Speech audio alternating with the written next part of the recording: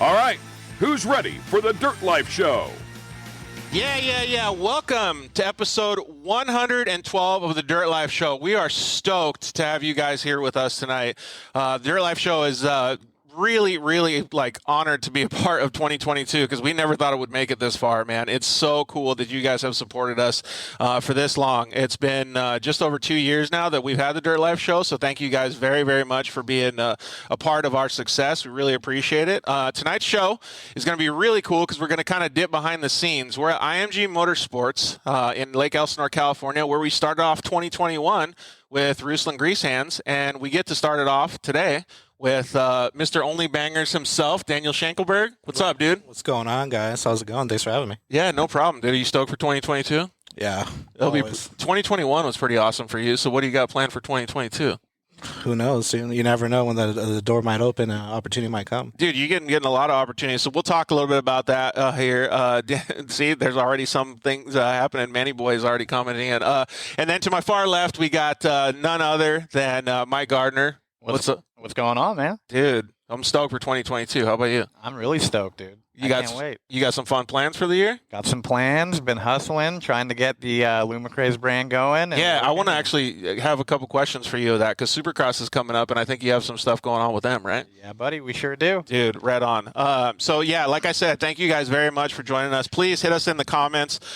We can answer your comments on Facebook, YouTube, or on Instagram as well. So is it hard for you to see that screen? It kind of is for me. I have bad eyes. Yeah, me too. Daniel, can you read them pretty good? I could read it. There you go. Really? So we got Jason on. What'd he say? We got Justin just joined. Yep. So if any comments come up, we'll try to get to them and have answers for you guys. Tonight's show is going to be pretty cool. I'm Georgie Hamill. I always forget to say my name. Co-host Mike Gardner and our featured guest Daniel Schenkelberg, professional off-road photographer. Like I said, we started off 2021 here at IMG Motorsports, so we want to thank James and everybody for letting us have a little, mock-up studio here at the shop because it does actually kind of get in the way of their work right here. We got a car behind us that they were working on. They're actually putting some X-Travel suspension on it. It makes for a sick backdrop, though. Yeah, it does do pretty good, right? They knew Mike was coming, so they had to give us some space. Yeah, exactly. And we want to know how your guys' year was and what there you go, Justin's commenting in, and how you guys have stuff planned that you guys did last year and what you guys are going to do for 2022. It seems like a lot of this stuff is, this bullshit world, we'll call it, has been letting up now, so we want to see what you guys are doing to get back into it. Dakar is already off and running. Dakar, is already up and running. There's some... I don't know what you want to call it, like ups and downs already happening in the first couple stages of Dakar. Sure. So we'll probably talk about that a little bit. We're going to get into Daniel's backstory, how he got into off-road. We're going to ping Mike about some questions. If you guys haven't checked, I don't know what episode it was, maybe episode 8 or something. It was like, dude, millennia ago. Was it that early? Was it episode 8? Dude, you and your wife Danielle were some of the first guests on the show. So first of all, appreciate that, man. Hey, we appreciate you, man. Thanks for having us. So we're gonna, if you guys want to go back and check out Mike's backstory, you can do it there. But he's been a professional UTV racer for a while as well. Maybe he'll even get back into it soon. We're going to also talk about the progression of off-road. And when I say the progression of off-road, I want to hit like a few different subjects, not just like cars, right? Like cars are always going to get better. Sure. But I want to talk about the professionalism off-road, how it's stepping up. It's becoming a bigger sport in general. Like people are taking it seriously as far as like sponsorship and monetizing and all that stuff. So we can talk a little bit about that if you guys are interested. And then we got some pretty cool special guests that are going to be calling in. Oh, look who just signed on. Do you know that girl? Daniel? Who is it, my wife? Yep. Oh, you can't see the screen. I can't. No. Okay, my joke got passed because you couldn't see the screen. Okay. Hi, Danielle.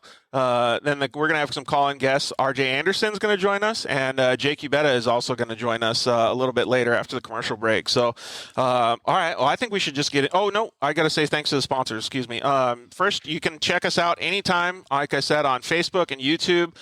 You can also check us out on Instagram. We have all the archives. And if you're driving, please don't watch TV like Joey D does. Please. He does that a lot. Yeah. Please don't do that. Hey, and listen. It's pretty sick, though. It is sick. But I also saw that product that turns your screen in your car. I saw it for that you can watch videos and stuff. It's like $500. Dude. Yeah. I mean, if it was half that, I'd be on top of it. But For sure. He's a dedicated Charger guy. He is, Yeah. dude. And, you know, you got to do what you got to do to watch the game. Dude, 100%. So, but yeah, please listen to us on iTunes. You guys have been really killing it, man. Like, it's so cool for me to look at the statistics since we first started, the December that we first started. So 6 months into it, we're now, I think, almost, what was it, 60 times as big as what we were. No way. 2 years. Yeah, it's insane. That's awesome. So it's really cool to see that. You guys are really kicking butt. Like, so keep those stats going, man. We really appreciate it.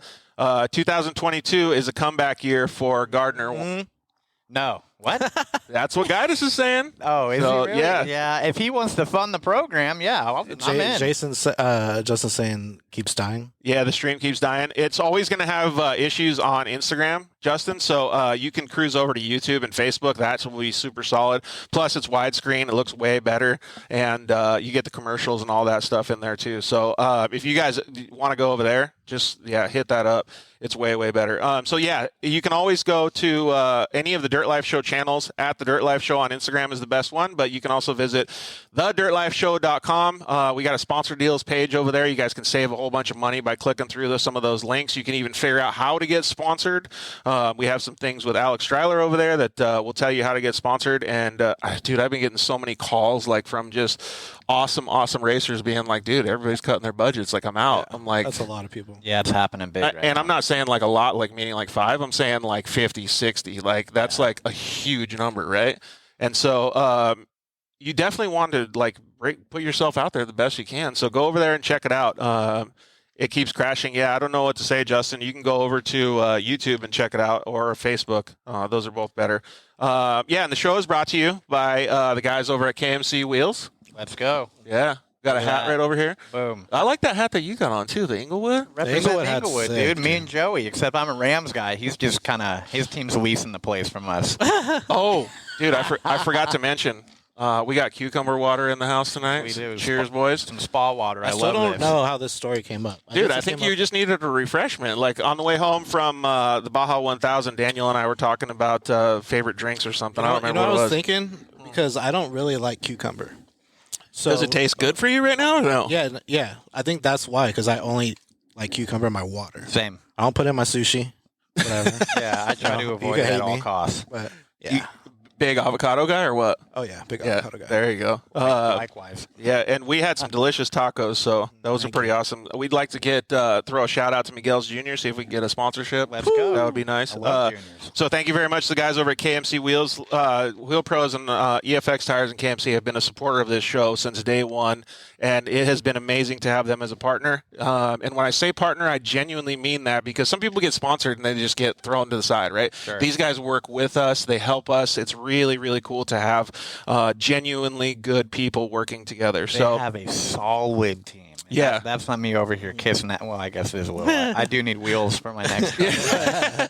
But no, they're good people. They're yeah, good rad people. dudes, right? Some of our good friends. And thank you to the guys over at Motul as well. Same thing with all of our sponsors. They all work with us really, really well. The guys over at Motul are going to be doing some creative stuff with us for 2022. It'll be pretty awesome. Shock therapy.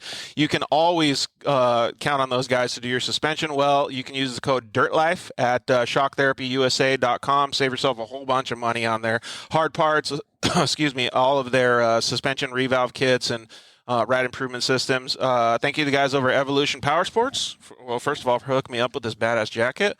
But they do amazing stuff. Tell them the Dirt Life sent you when you call up. You can go to Jeffrey's Performance, get your car tuned with Evo stuff. You can call them up and talk to them about getting your car just like blasting for the season. Look at Lindsay all trying to clown on Justin. Yeah, hard. Upgrade Yeah. Boost Mobile. That's awesome. Thank you to the guys over at Zollinger Racing Products. Please visit ZollingerRacingProducts.com. Get some of the best build UTV some badass accessories. shit. Dude, it's crazy how good. Like, and that's part of the evolution, right? Like all of these things. The Dirt Life code, the Dirt Life at ZollingerRacingProducts.com. Save a whole bunch of money. Thank you to the guys over at Cryo Heat. Those guys sell some badass Pro Mod transmissions, some metal-treated differentials, CV joints, all kinds of stuff. So call Josh over at Cryo Heat. Get your car all ready for the 2022 season. And thanks to the guys over at Solderweld for offering their off-road repair kits. You can fix your race and or your ride and use code DIRTLIFE at solderweld.com and save on your off-road repair kit. All right, so let's see here. RJ is going to call in about 20 minutes, so let's kind of get a little backstory here. I want to know, Mike, if you remember meeting Daniel for the first time, because I have a really, really detailed image in my head of when I first met him. So when I first met, I mean, honestly, I think we literally first officially met right now. But we've seen each other. We've been each other. 100%. Never sat down. Dude, so let me talk about that's exactly why the Dirt Life show was come to fruition, right? Uh-huh. Because everybody thinks that they know each other because they see each other at the track all the time. For but sure. do you really know each other? No, because we haven't talked to each other, right? Yeah. That's crazy that you say that. So I've seen the stuff around for a couple years, and then he started working with RJ. And did you have a car? Something got stolen from you, and I shared it on my page. When my stuff got stolen in Mexico? I think that's what it was. And then, we started following each other and occasionally commenting, and then the relationship bloomed into such a fantastic thing. I think the first time I met you was it UTV Worlds? I think it was when you let Brett race your car. So I actually wasn't at that. My dad was. But yeah, so you probably met my dad, and I think my buddy TJ was with him, but yeah, that was a race that I'd like to forget, but yeah. that was 2019. Yeah. So we had some comments coming in. Caden Mack just joined us. What's up, Caden? Man, I can't even see all those people that are coming on, but Caden Mack is legit. He is. I heard he's racing. Whose car are you racing? Seth's? Quintero's, yeah. Is he? As far as we know, yeah. Dude, he's doing such a good job, man. Obviously, he's got a good teacher, but Caden is like his own self, right? He's got his own driving style, the whole deal, man. Yeah. Blake Vanderloo said, my boy Daniel. Justin said he's over here on YouTube and checking it out. Blake Vanderloo was the first person to let me drive a Razor, and it was his... Was it 2016 King of Hammers car? Blake did? Yeah, that was my first racer I got to drive. It was sick. Really? You were pumped on it? Yeah, it was out in Arizona. He's actually making fun of you over here. He said Joey D got you hooked. And he said Joey D hooked Daniel and I up on a blind date. Yeah. DS ended up spending the night. Yeah, I spent the night. Yeah, I ended up spending the night at that house. It was fun. That relationship bloomed a lot more than ours did. Quickly, right? Yeah, Blake's good people. So that's rad. So the first time I ever met you, I don't even know if you remember this, but we were at Glen Helen, and you were helping, I think, Jason and Jeremy of the UTV Wolfpack. Yeah. And I remember because your face was way more baby faced at that time, and it was probably 2015 I was or so. a lot skinnier too. But yeah, so it was cool to see you out there because I was like, man, he's really putting it all in, he's going for it. You had the whole kit, you were ready to go. And I went over and asked Jeremy, and I was like, who's the new guy or whatever, because I had been there for 2 weeks. I was already a veteran at that point, right? Sure. And so I seen you, and I was like, that's so cool. He's like, I don't know, we'll see how he does. And clearly, you've been doing good, man. So you've been putting in the work. Thank you. Yeah, Merrill's were one of the first people to kind of bring me out, and kind of came from. I worked at a luxury car dealership and did business with his brother Jared at J-Star Motors. Oh, cool. And so that's how we kind of got into communication, was like that. And let's see, I went out with them at Lake Elsinore, fell in love with them. I think it was probably 2015. Nice. And just kept growing ever since. They're the first one to bring me out for a race.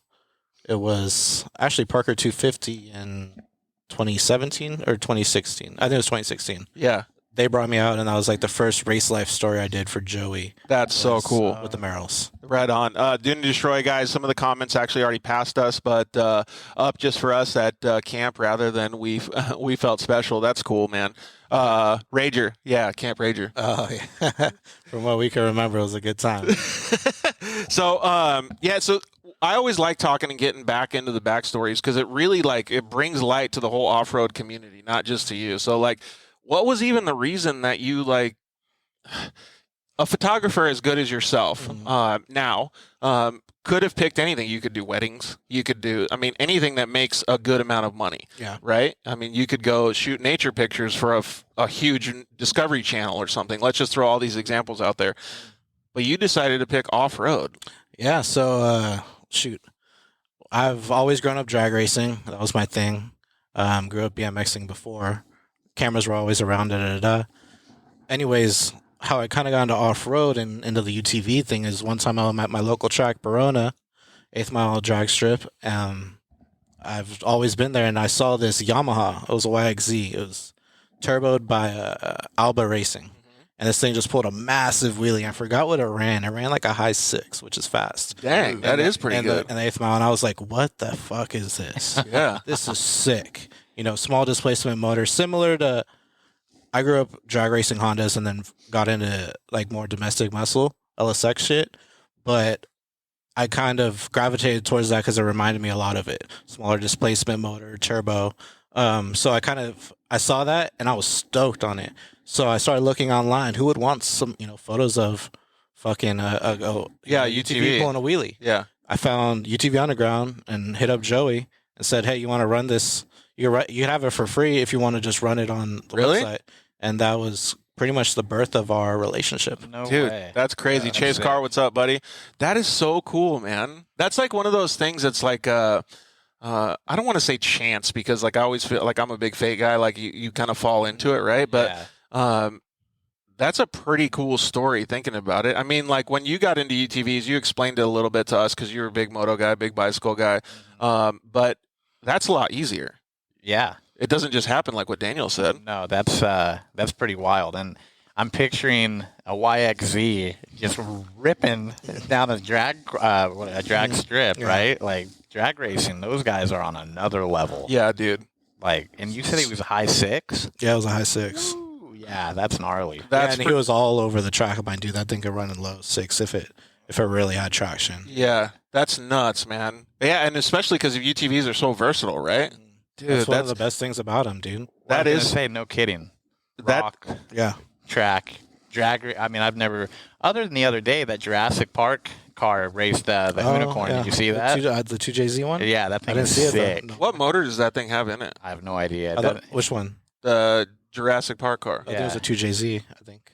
I think, but all I know is the thing rips. Yeah. Like, unbelievable. It's crazy that side by sides are that far advanced now. Dude, it's Because wild. like we were stoked when UTVs like when a Rhino had a R01 motor in it. Like Oh, And yeah. come a long ways. I love Dude. SR1s. Dude, the Dude, SR1s Those were sick. sick. SR1s. I fell in love with those too when I saw them at the track, and they were only at regionals, actually, for most of the time.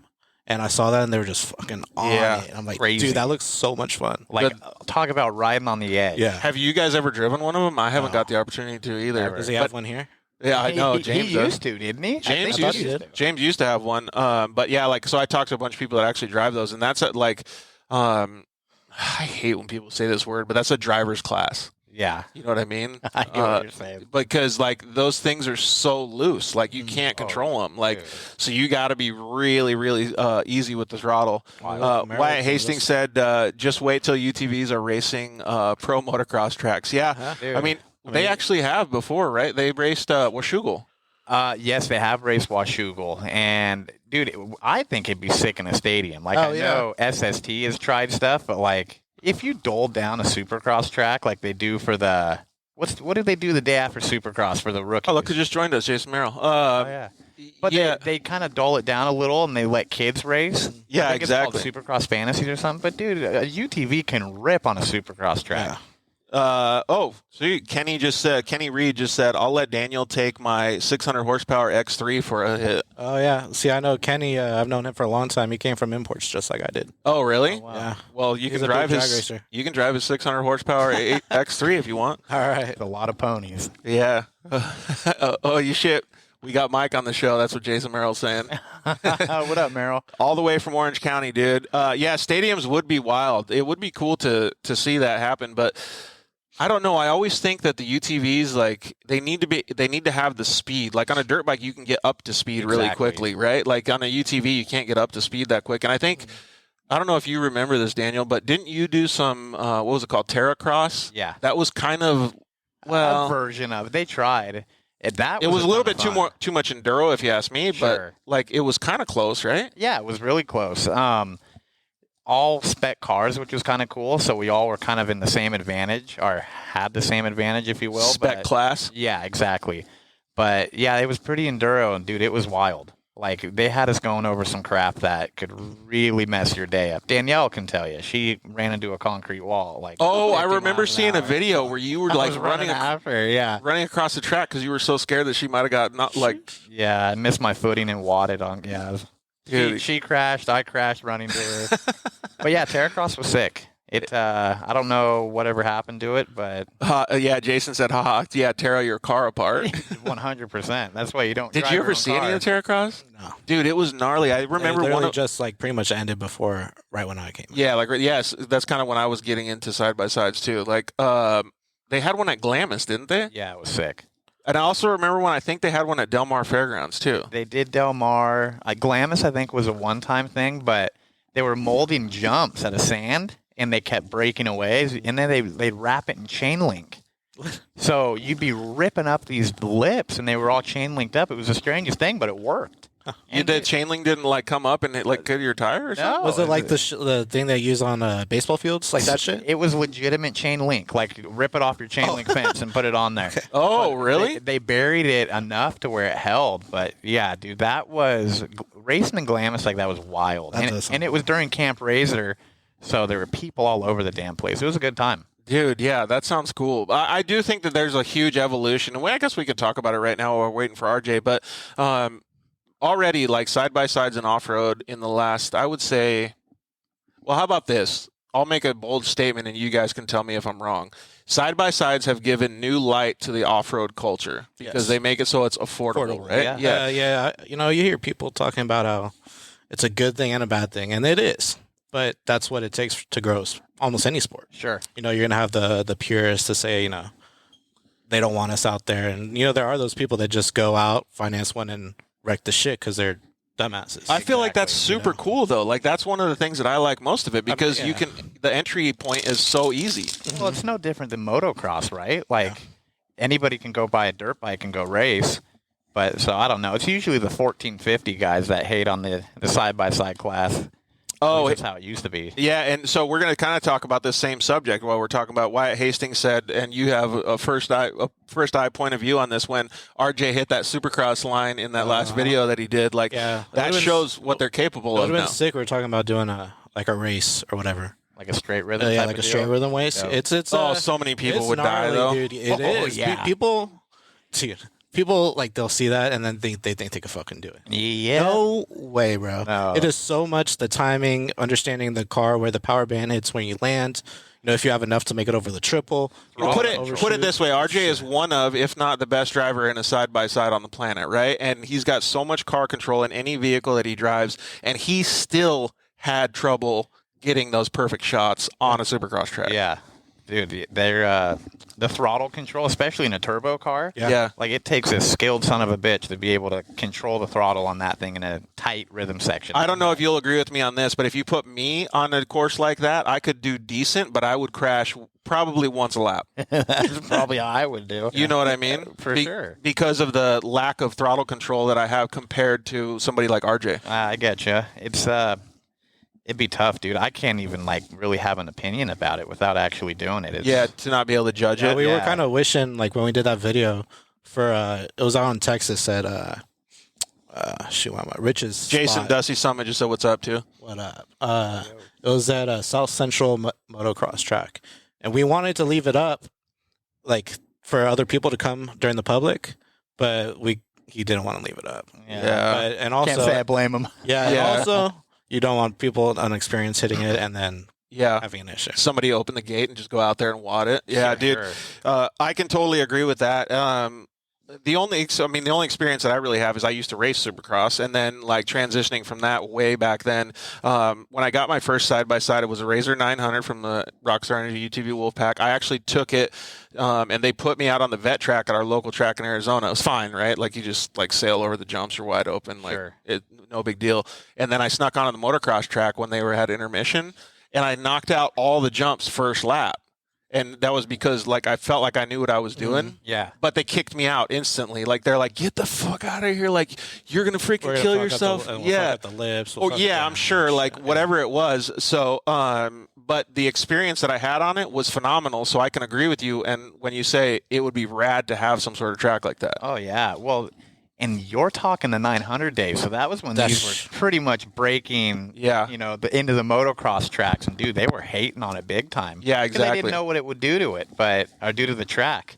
They, the most fun I've ever had on a side by side was hucking the jump on a moto track. Yeah. They jump like a dirt bike. Dude, it's pretty cool, right? As long as you got the jump set up right. If it doesn't have like a little kicker on the top of it. Did you ever race Taft? Work? Dude, Taft is sick. That step up is unreal. I was actually telling one of our listeners, Caden Danbury, that was one of the tracks that I've never gotten to race that I wanted to. Dude, if you can ever make it out there just to run practice or race, whatever, that track is. Is it forgiving if you check up? Because it looks kind of forgiving in a sense, like you'll land, but you're not going to fucking. Some people. Oh, because you can smack into it? Yeah, some people did do that. I held it on the wood every single time because you could never overjump it because you're landing down a hill. But that was fun. That was a damn good jump. Dude, yeah, that track is cool. Yeah, why I said that step up's legit. It's sick, especially when it's all green out there. Oh, stuff. yeah. It's a little bit of a drive, and it's in the middle of fucking nowhere, but it is pretty cool. I like it. It's a random spot, but it, like you said, with all the greenery in the back, like. And they're fracking everywhere. It smells like onions. Did you notice that? Is it on farmland or something? It's kind of like farmland. It's kind of like farmland. It's it's right outside of Bakersfield. Yeah, it's just west of Bakersfield. Let's see here. Almost as fun as Camp Razor Celebrity 170 race. Oh, Blake Vanderlist. Yeah, I remember that. Didn't Travis Pastrana have his head sticking out of that or something? Yeah. How did you guys fit in those cars? I didn't race that, luckily, because I would have got another head injury. But, dude, I remember Levi LaValle practically fit perfectly in the thing. And I think Mitchie ended up winning, if I remember right, junior. Because he was small, probably. Yeah, and Travis, he had his head cocked out the window. Or it might have been out the roof. I can't remember. Yeah, he looked like Shaquille O'Neal. That'd be fun to bring back. Little ass. Yeah. That would be cool to bring back. But, yeah, I couldn't agree more. Like, those... the progression of off-road is really getting cool, and it's not just because the UTVs are getting better. It's because the tracks are getting better. People are like, even the Dirt Life, putting light on the UTV scene and off-road, like Jim Beaver does a fantastic. All these media outlets that are giving credit to the UTV scene and putting it out there, and the promoters of the races, all of these series that are developing. I mean, there's DP4, there's Legacy, there's Best in the Desert, obviously Score and all the big ones. Like, there's so many, and in short course, I mean, now they got the Great American Short Course Series that took over Lucas. Like, there's always places to race. Yeah. Well, and the cool part too is it started kind of taking off right as social media started taking off. So social media is a big push for anything to grow. And I think that has had a lot of, especially you come out with viral videos like RJ does, like it just starts going and going, and it brings recognition to the sport. You're totally right, yeah, because that's a massive platform. Oh, yeah. Because people can share it. Exactly. 10, 15 years, I mean, we had MySpace, but you weren't doing the crap like we're doing today. Yeah, not even close to the same, right? Yeah. Let's see here. So we got a comment come in from Offroad in Austin. We have a series that just started in Michigan. Yeah, that's cool, man. Man, that sounds cold. It does sound cold. So Jay Drizzle just commented. Some people call you all kinds of different D-Shark, D-Shank. D-Shank. So D-Shank is what I've been called growing up because a lot of people have trouble with my last name, Schenkelberg. It's long. It's intimidating to look at. But so people would be like, what Daniel you're with?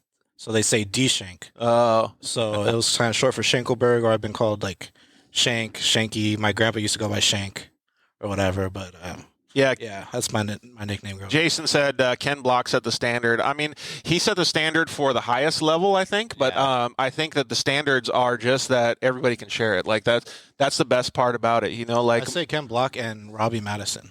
Robbie Madison has stuff. I can agree with that, but like when you look at social media, and I don't want to get too far into this because it's a freaking rabbit hole, right? But most off-road racers have between 500 and 5,000 people. Sure. And 500 people is plenty enough to be able to share your story with all kinds of people and make an impact. Yeah. Just think if you were talking to 500 people in a garage, in an auditorium, and you convinced 20 of them to go buy a side-by-side. Oh, yeah. That big. Percentage is only, what, 5%, 8%? And then how many people do they tell? Exactly. Right? And so, like, you couldn't be more right. And to go along with, like, the progression of it, when anybody thinks, like, I don't have that many followers, I don't get that many likes and stuff, it doesn't matter. It makes zero difference. As long as you can make an impact on the people around you, you're doing a good job. I think it's the people too. Like numbers don't mean anything. It's the value of the people itself. Well, yeah, and everybody can buy shit these days. They can buy followers, buy numbers, and all that stuff. It's really sucky. A lot of people do that too. Oh, insane! There's a lot of racers. I was watching. Yeah. Yeah, there's definitely are. We're not going to call anybody out, though. No, I don't want to be that guy. Hell no. I might. Just kidding. I'm avoiding the drama. No, there's this like Netflix documentary or somewhere, but they take like 5 random people who have like 500 followers, random people, and they literally try to make them Instagram famous and influencers. Really? It's a pretty cool show. That's on Netflix, you said? Does it actually work out or no? It worked out for one person actually. Really? Yeah, That's she actually pretty sick. started making money And like doing pretty well? Yeah, and then other people kind of fell off, like didn't like it or Sure. felt fake. We got a couple more comments coming in. It looks like RJ's having a little bit. Maybe RJ's at the shop. You could, I don't know, Jason tag him. They should, because I would wreck a lot of cameras. What's up, Mitch? Wise41. Let's see here. When Canon start paying you, Daniel? You got a Canon sponsorship? I wish. Is that how it's going? Shit, I wish. That would be pretty sick, right? Dude, I would throw my camera in the sketch. I already do. Josh Metzger, you know him. Yeah, I would throw if I had free cameras, dude, I'd throw my camera in the sketchiest of places. I don't know what's happening, RJ. Maybe you can try to see if you can get better Wi-Fi somewhere or something. Or maybe, you know RJ's what? got some cheap Wi-Fi, bro. Actually, RJ, you got to upgrade or update your Instagram app too on your phone. So make sure you got it updated. See, he'd take that sponsorship. I'm actually jealous of unable to join. Yeah, update your Instagram app, RJ. RJ Anderson can control a razor like nobody, but needs to upgrade his Instagram app on his phone. Yeah, sometimes RJ's a little slow on that. So talking about the evolution of it, I still really enjoy seeing it because we're in the industry. Everybody that's on the show and listening to the show is in the industry, right? Sure.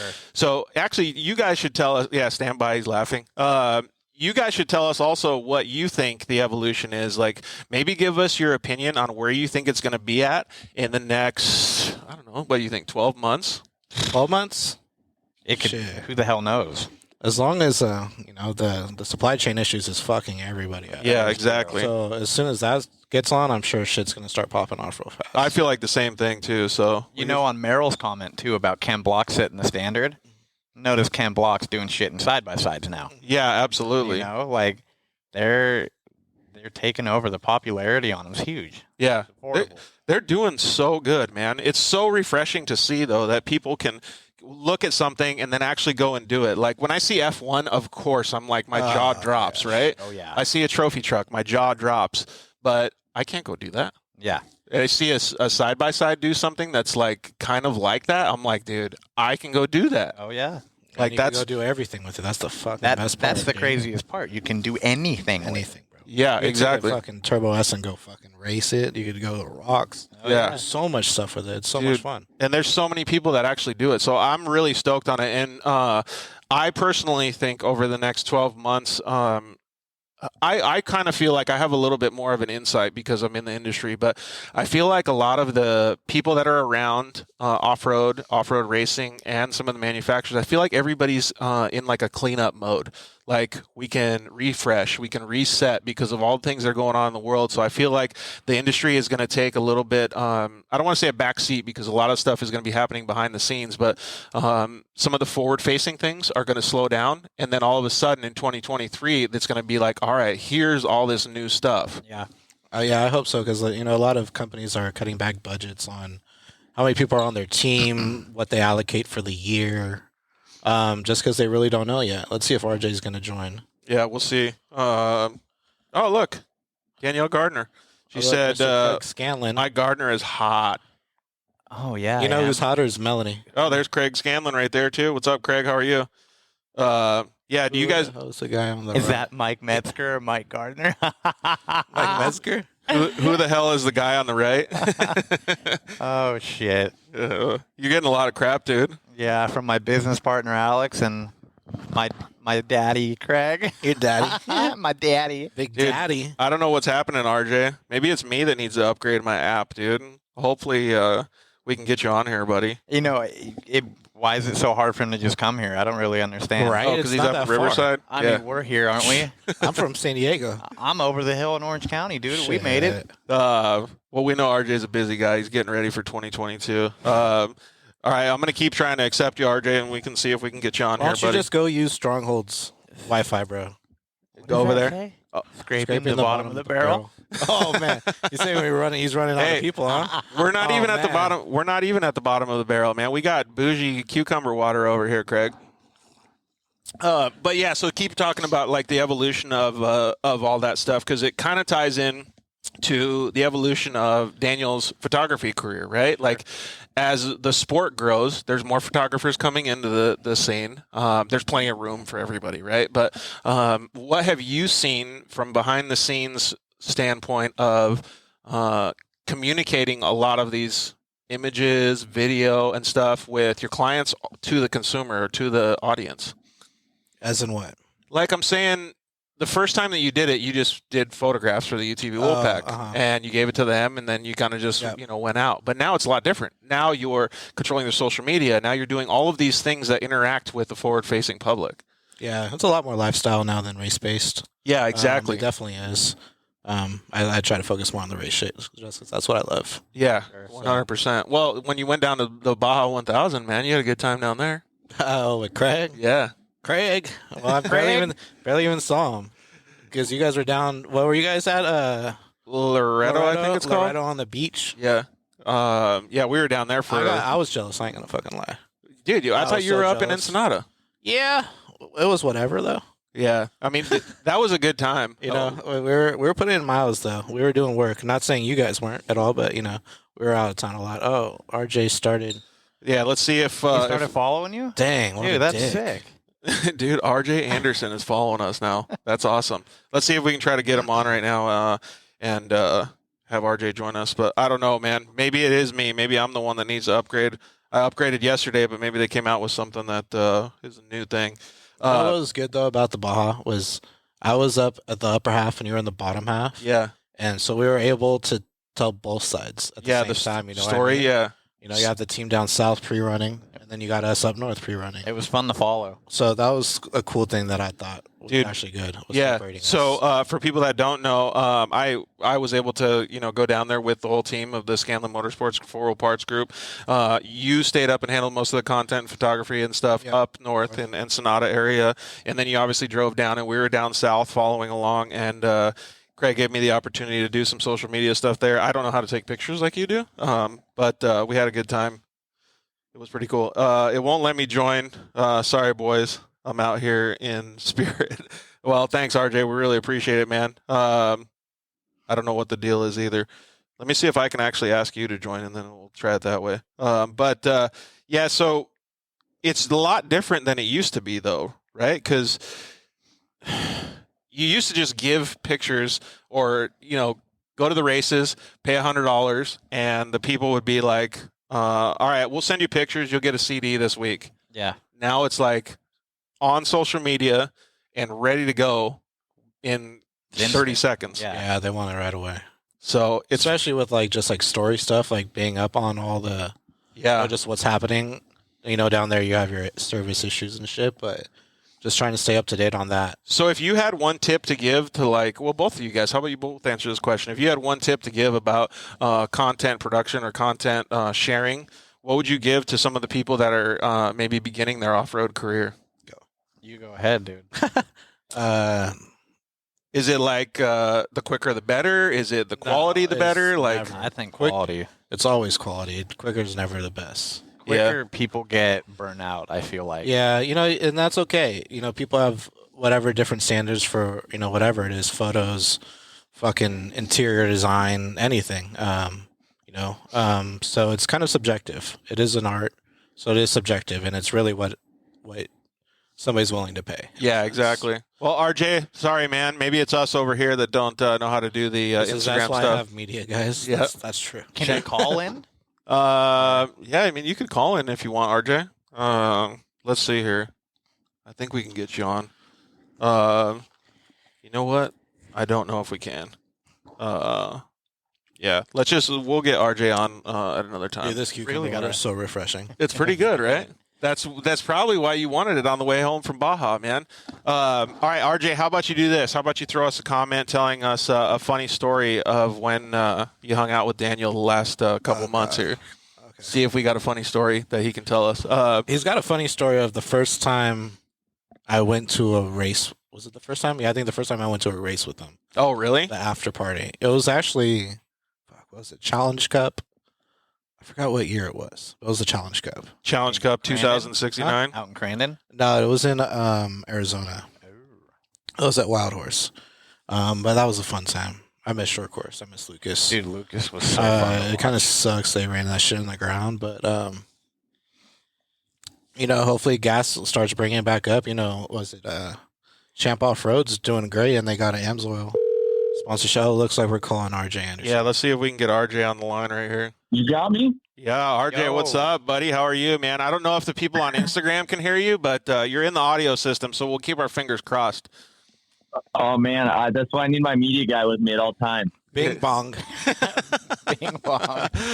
Oh, Schenkelbangers is got to be near you when you got your Instagram lives, I guess, huh? I know. My media guy's on the other side of the camera. I can't figure it out. Hey, so we were just asking if you have any funny stories about hanging out with Daniel the last few months. Yeah, I don't know if I should say this so early on in the process, but we're actually starting a new company. It's called Only Naps, and we're going to make travel pillows. Yes, I have talked about that. Yeah, it's going to be an Only Nap pillow. Hey, so I got to give Travel a little pillow. bit of baseline to some of the audience that may or may not know. Pending. So Daniel is a professional photographer, obviously. And He's napper. and a professional nap taker as well. Big nap guy. Big nap guy. Uh-huh.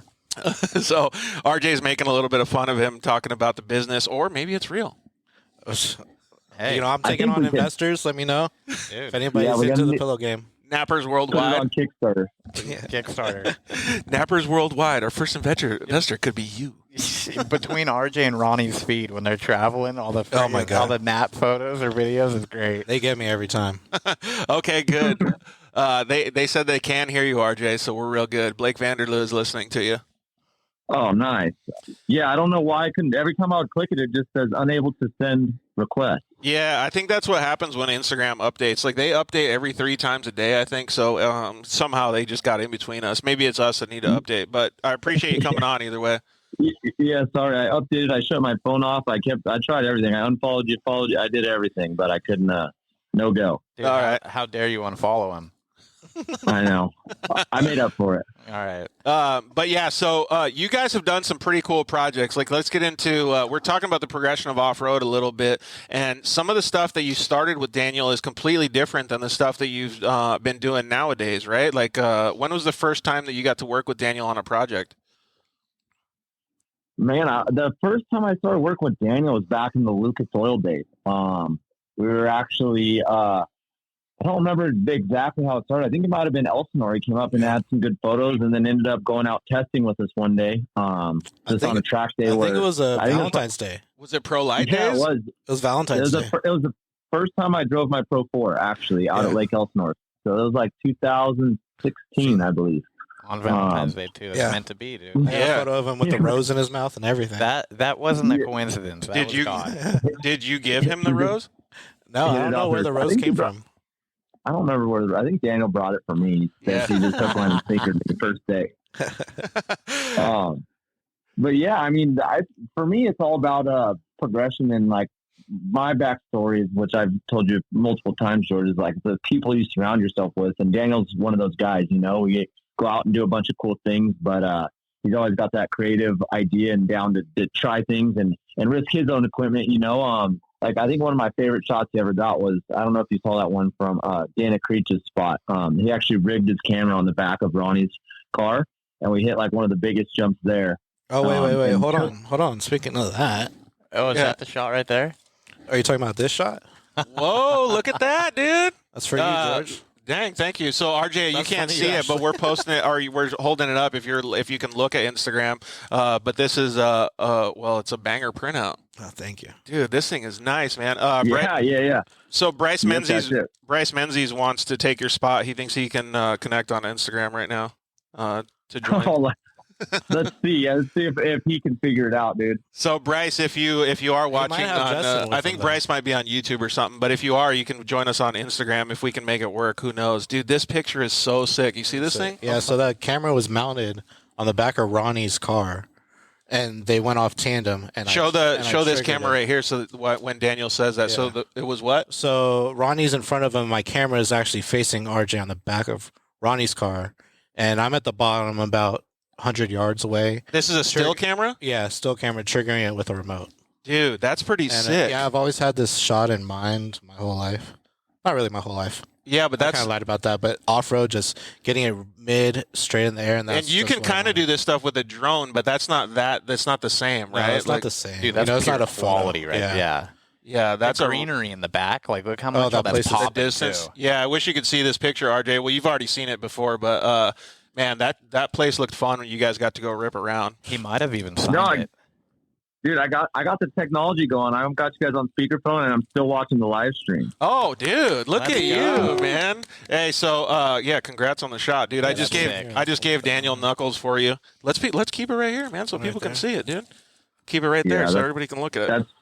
That shot's so sick, and it's one of those things that's hard to sometimes get the best angle, but he killed it on that one. So I guess that kind of goes along with what we're talking about the progression. Like when we first started, I mean, like you started off-road a lot younger than I did, or whatever you want to call it. But anyways, people would go to the track and you pay them to take pictures of you from the sidelines. And now there's like fully interactive stuff like this. It's pretty badass, dude. And to have somebody like Daniel in your corner is pretty badass.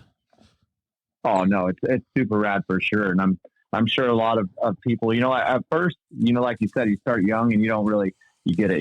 You think, oh, I'll go to the track, I'll pay someone to just take some photos, and then next time I go to the race or whatever, I'll pay someone to take photos again. But it's pretty cool being able to work with someone like Daniel and who's at the top of their game, and taking photos and be able to travel all over and always have those memories. That's what I always say is the trophies sit on the shelves and collect dust at the end of the day, and no one remembers after the podium's over, but the memories are what you hold on to forever, and Daniel helps capture all those for us. It's pretty cool, right? Well, and now he does video for you guys too, which is pretty rad. I do a little Yeah, bit, just the vlogs. He kills it. Anything all the way around. He's a creative mind, so he's got that niche. Well, dude, and having a media guy with you at all times like that is the next level that a lot of racers should try to follow. Dude, It's absolutely. it's a commitment because it costs money, but eventually, if you're consistent, it'll pay you back. Yeah, Because I mean, speaking of this, so to invest in your shit, like RJ, this was during when COVID just happened. We put RJ. Yeah, see, funded, Craig said, "What are you drinking, Daniel?" I'm drinking fucking cucumber water. Dude, cheers. This is from your Baja trip, Craig. This is what we were talking about on the way home, buddy. So RJ funded that whole Area 52 video himself. He's the one that invested not just the creative and the money and just everything so we keep staying on top of it. Yeah. We stay ahead of the curve when, people are at home doing nothing. We were fucking in the middle of nowhere, NorCal, doing this, stepping on mud pies and shit. All right, so I'd like to take this back a little bit, and RJ, you can probably agree with me on this, is like, this is a professional off-road team that RJ operates. He's getting some of the best in the business to be able to do this. He's putting his own race money back into it, whether it's from his sponsors or his pocket, doesn't make a difference, but he's reinvesting in his program. And a lot of people that are out there always ask those same questions, like, what can I do to better my race program? And I'll tell you, everybody thinks they need to win. Well, of course you want to go out there and win. Like, that's what everybody that races wants to do. But you can go get your buddy and give him dinners all weekend and have him come out and take pictures with a cell phone. Oh yeah, Anything helps. just consistency. 100%. I mean, RJ, you see a bunch of kids out there coming to your camp that are stoked on all the stuff you're doing. Yeah, it's crazy. And what's actually cool is like sometimes coming from Southern California, we get a little bit, I think, spoiled. We have so much always going on, but the more we travel, we go to all these different states and different events that a lot of them are our first time, Mud Nationals or even out in Crandon. People come up to us all the time, and our numbers are not huge at all on YouTube and stuff, but they see our vlogs and they want to interact. That's what social media is about. It's about being social with the people that follow you, and they feel like they're a part of it because I have guys like Daniel, they're helping document it, and you're not going to win every race. I don't care how hard you try. It's just not in the cards, But if those assets, the photography, the video, everything behind it, to present your sponsors every time and have them be able to, display their product and whatever there is helping you with their program. Not always a loss. Even though you might have had a bad weekend, you can still make the most out of it. And that's what we try to do for our sponsors. And that's like what Daniel's helped elevate our program. Dude, I think that's a perfect way to put it, because if you're not at the races, you can still see it. 100%. And today, I mean, the wins aren't that important. Like, as long as people can travel along with the journey online, like through vlogs and live part of the lifestyle, like, even from a company standpoint, the wins aren't near as important as they used to be. I agree. You could probably ask RJ on that. He might know a little bit more about it when it comes to sponsorship. So, if it's more wins or championships or... I think it's all about eyes right now. Yeah. But so the gambling camper actually said, "What do you think?" This is a good question for you, Daniel. If a new photographer wants to get into the off-road scene and do it, like, does somebody like you tell him to fuck off, or you're like, "Dude, come on in, I'll show you. Like, here's how I do it." And I mean, if he's there, like, putting in the work, and asking me, like next to me, asking me. Yeah, I don't know. I mean, maybe he's DMing you. I have no idea. But I'm just saying, like, he obviously wants to get into the off-road scene. I would say photography. just find a small team. Yeah. Find a small team, show your worth, put some work in, go start shooting some races. Start helping him out. Yeah, but I mean, if he's there and he asks me, like, oh, is this spot hidden right now? You know what I mean? Yeah. Some people could lie, and that's happened before. Oh, Like, oh, no, this is whatever. And then, they end up getting some banger stuff. Yeah, that's pretty cool, But, though. I'll always... share what I'm doing. Yeah, exactly. That's what I said before too. Is there's always room for everybody. RJ. So the content delivery, we were kind of talking about it in the progression of off-road. Like, it's really cool to be able to show people behind the scenes. But with Daniel, you're able to actually show more than just racing. You kind of show your whole life. You kind of opened up a Pandora's box, so to speak, and that has been really valuable for you. How has Daniel helped you achieve that? Yeah, for sure. And that's kind of, what the thought is behind it is that you can only take a photo of a corner or a jump on the racetrack so many times before people can't relate. A lot of times racing a 900 horsepower Pro 4 at Crandon, people think it's cool and rad, but they can't relate. So anyone can relate to what it takes to get ready for something, or to try to set out and set a goal and go after it and travel across the country with your friends and your team and your family. And just the whole backstory of the racing is the goal, and the podium and the trophies is why we do it. But there's also a whole process to what actually happens, and whether it could even be a race, it could be Mud Nationals or an event, or there's so much more to just going after each and every trophy every weekend. And that's something that Daniel's been able to help portray for me, is he gets that, he does the traveling with us while you flip the camera around on him, and he's not always awake. so to talk into it, but he takes guys like him sacrificing, and going along the trips with us and sharing the stoke and the journey. And it's fully a team effort, like I said. So it's not like he makes it easy. Yeah, but I think it's it's a team effort, right? I mean, like, you could have a shitty mechanic and he'd still bring down the team. You could have a shitty content guy who would bring down the team. Like, so you guys are a good match, obviously. And so to answer his question, like, you really just need to get in there and do it, like, and see if you match with that team. If you don't, then bail out. Go somewhere else. And probably, correct me if I'm wrong, do like local races, get some content. Yeah, exactly. That's basically like your resume, right? Yeah, I started off in regionals. Start any race, as much as you can. Then you can find a team, hopefully, and go from there. You could go to any little race, local, whatever, and film it and make it cool and show just the journey. 100%. That's part of it. Yeah, exactly. The 7FPV guy said, hey, guys, killer show. Love the topic. Well, I'm glad that you love the topic, man. Happy New Year. It is pretty cool to understand how everything's going. RJ, do you have any idea? I mean, like, clearly you have a plan for 2022, but do you have any idea, generally speaking, how the off-road scene is going to progress in the next year or two? A better question is, what's your opinion on it? Off-road as a whole, or like more of MySpace, like short course type stuff? Why don't you talk about yours, since it's closer to your heart, and with Daniel and stuff like that? I've been racing short course for like 12 years now, and I love it. And it's been through ups and downs. And people probably kind of see me slowly not racing as much stuff, like I've went to a limited schedule, kind of pick and choose the bigger races, just because unfortunately for short course right now, I know some people will agree with me, but this is just my opinion, is it's not at where I think its potential could be. Yeah, it's not 2016, 2017. Dude, for sure. Yeah, and even in those years, like there was still, I think, a bunch of us in the space. Like when I say a bunch of us, there's only a handful of us that actually make a living doing the short course stuff, and those are the kind of people that I more lean on for their opinions and stuff on the matter too. But it's just, with Lucas going away out here on the West Coast, that obviously put a damper in it. But I think it wasn't really the direction the sport needed to go anyways. So I'm glad that it left opportunity. I guess I'll lean onto it. Have any of you guys checked out like what Travis has been doing with the Nitro Rallycross? Yeah, so that's exactly what I was thinking when you started talking about this. So back in the day, Travis Pastrana used to be a professional dirt bike racer, stuck to the track and just did all of his stuff. And he kind of started breaking off and he started doing freestyle. And then he evolved into what he's doing now, where he's putting his racing series in front of as many people as possible. Whether the track is good or not is up for the racers to decide, right? Sure. But that's kind of, I think, where RJ's getting at.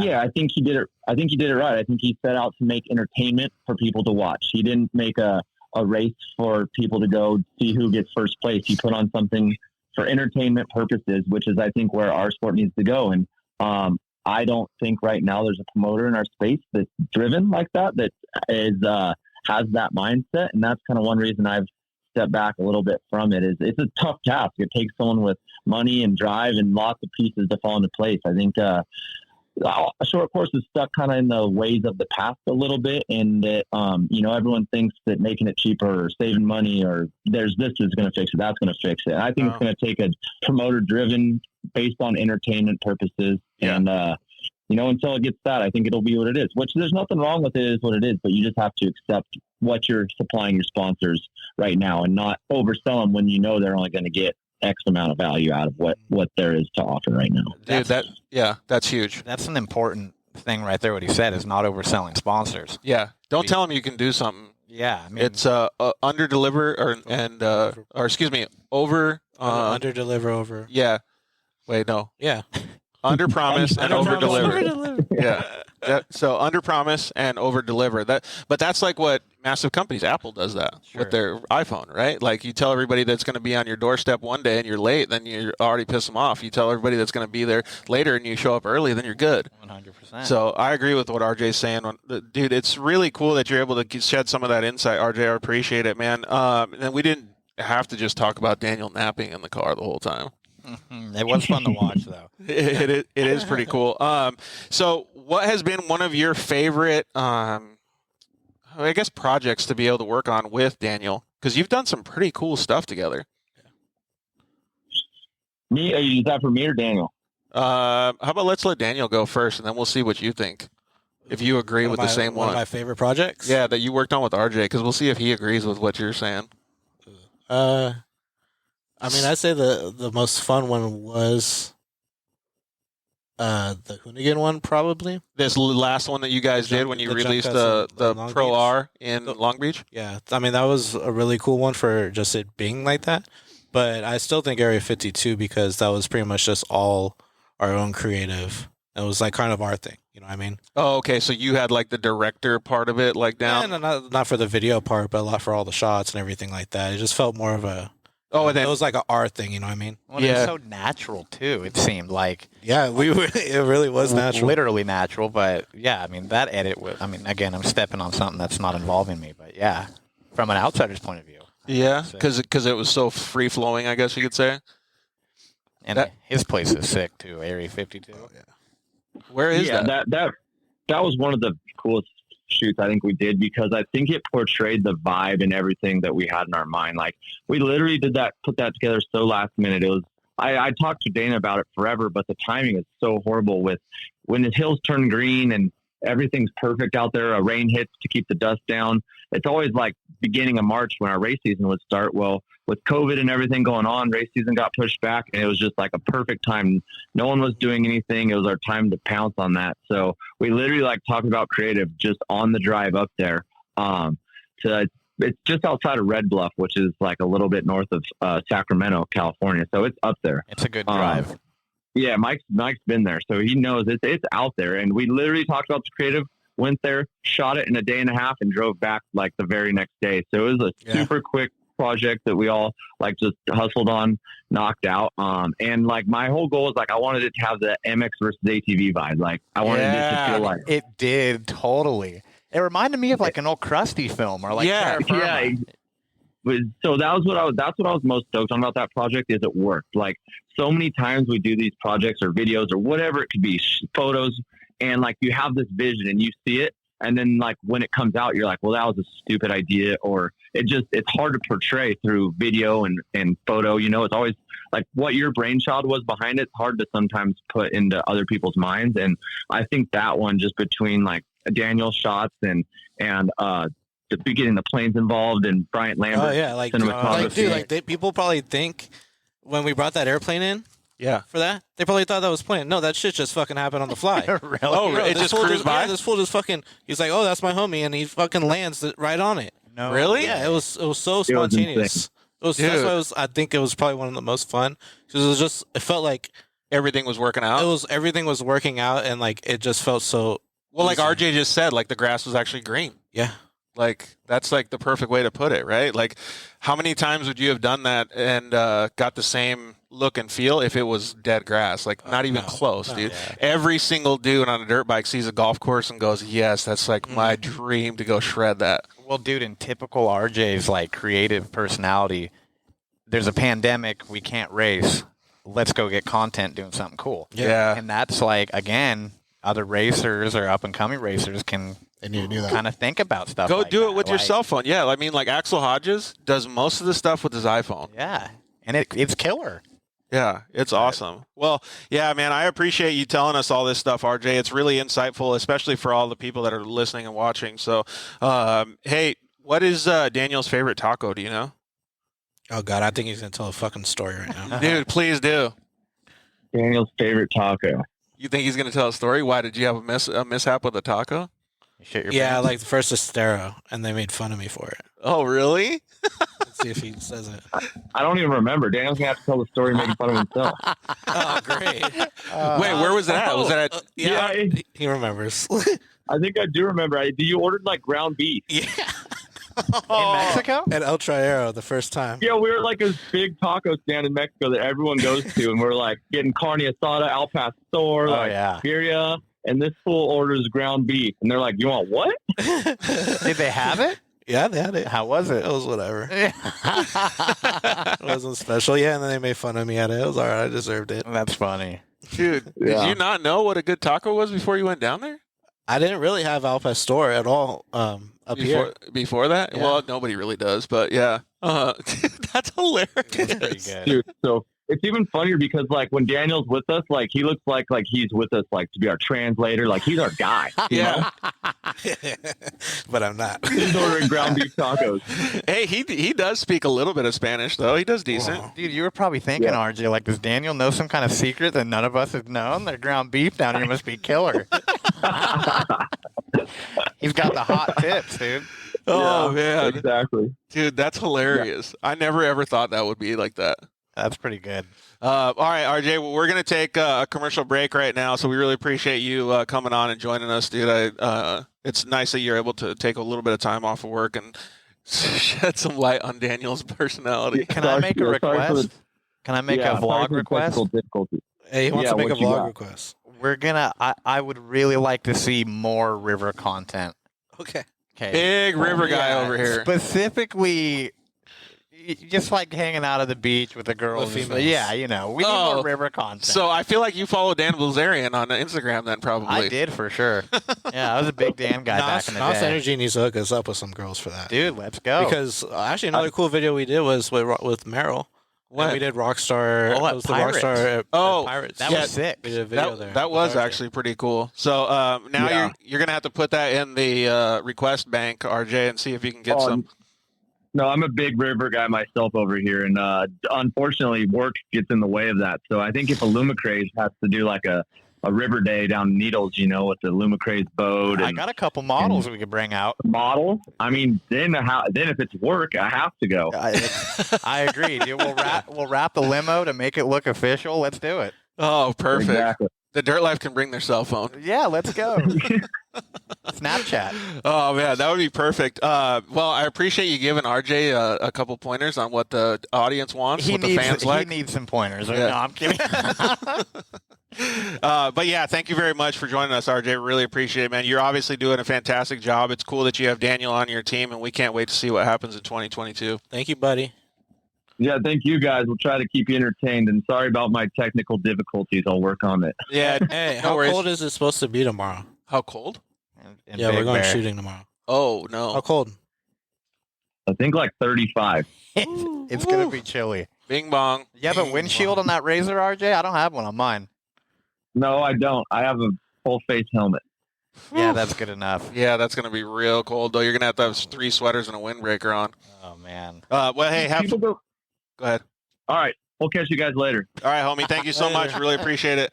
All right. All right, bye. See ya. So all you guys on Instagram, you're going to have to just watch a dead screen right now because we are going to go to a commercial break. If you want to watch commercials, go over to Facebook and YouTube and check it out. But we're going to will take a be quick back. commercial break. We'll be right back.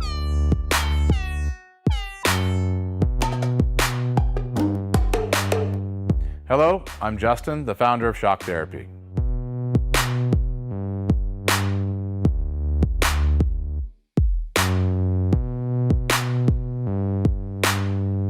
Shock Therapy has been around for 5 years, but we have personally been tuning suspension on off-road cars and race vehicles for over 25 years. We tune between 10 and 15 cars per day, every single day of the week. Our concentration is tuning shock systems and supplying components that improve the ride quality of your car in many ways. Not only do we work on the average UTV, but we also tune suspension for race teams and professional drivers.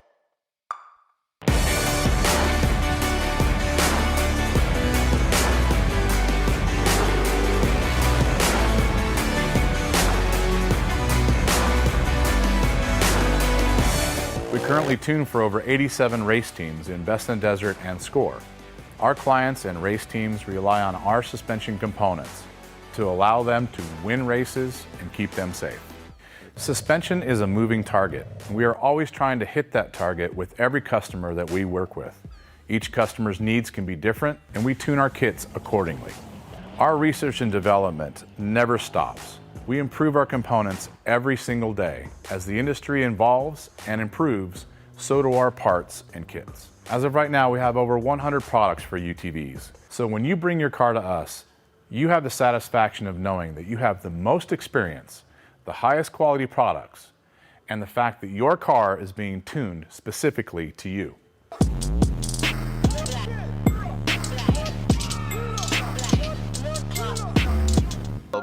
Products for your UTV or snowmobile, including billet radius rods, billet tie rods, billet steering knuckles, billet steering racks, alternator kits, and much more.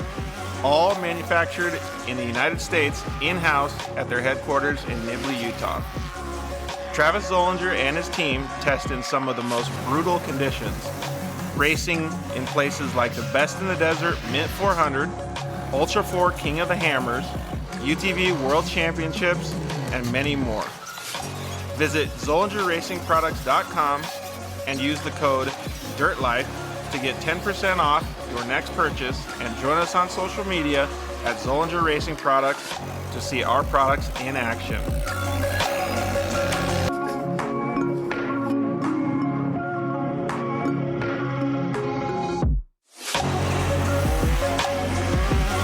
Zollinger Racing, the best products, period.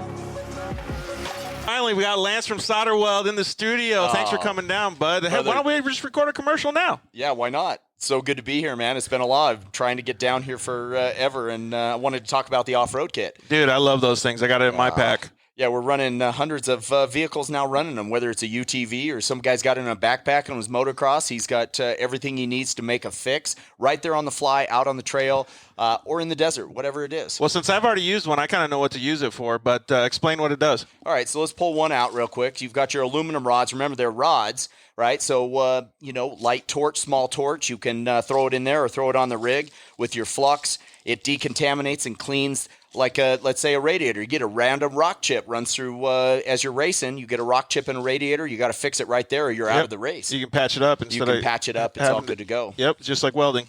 Yeah. Also, as well with that, you've got a brake line fix. So with your flux, you can fix a brake line, stainless steel, and then your hot block, heat absorption putty. So it keeps you from getting burned, number one, as well as keeps the heat from traveling. So it's really nice. I've used this not even to fix anything, so that stuff works so good, man. Listen, it's easy. It straps in nicely so that you have everything you need in one little place, and you don't have to carry a big bag in It's like a first aid kit for your vehicle. Yeah, Chase trucks have it as well, so that if they need to make a fix on the fly, they can get it done and get it done quick and get you back in the race. Dude, those things are so cool. All right, so it's at Solderweld on Instagram, Facebook, and solderweld.com.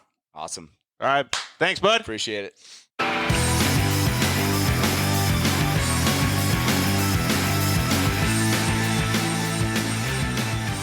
Yeah. We are back with episode 112 of the Dirt Life Show with two fantastic people sitting next to me. Our featured guest, Daniel Schenkelberg, professional photographer and professional everything. Mike Gardner over to my far left. Sorry, I'm posting on Facebook. Okay, cool. Yeah, so we got to get you guys share all this stuff on Instagram, share it on Facebook, share it on YouTube, whatever you guys can do to get more people to watch. We definitely appreciate you guys. Everything that you guys do for the show really means a lot to us because you guys have made it grow so much bigger. But this usually happens when we go to a commercial break. Everybody dips out because they're just watching a dumbass blank screen, right? So. Yeah. All right, so Jake Yubeta is probably going to call in just a little bit here. He was scheduled to call in at 6:10, but we were away, so hopefully he joins us in a little bit here. So, Jake, feel free to join us at any time. So you got into off-road, doing the stuff you love when you saw the YXZ, but you've been able to really interact and work with a bunch of cool people along the way. We just had RJ Anderson on. You guys talked about some of your projects. But what are some of the projects outside of RJ's that you've done? Maybe a few of your favorite projects with those people, and tell them who it's with. I love the studio shoot we just did with Mitchie's new car. That was a beautiful one. It's a beautiful piece of artwork. So is Mitch Guthrie's Polaris Razor Pro R? It's a Pro R. Yeah. Okay. It was the first. It wasn't.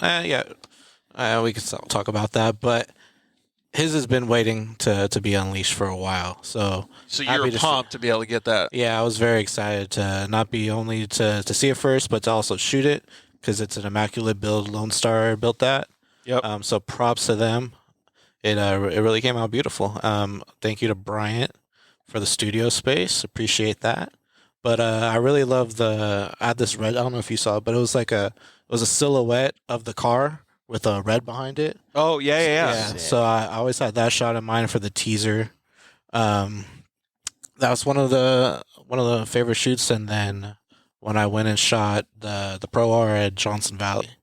Yeah, that was pretty cool too. I think that was like 2 years ago now. I love all the content you dumped after the release. Oh, dude, I was sitting on that for over a year. Dude, it's so crazy. It sucked. We had so much gold.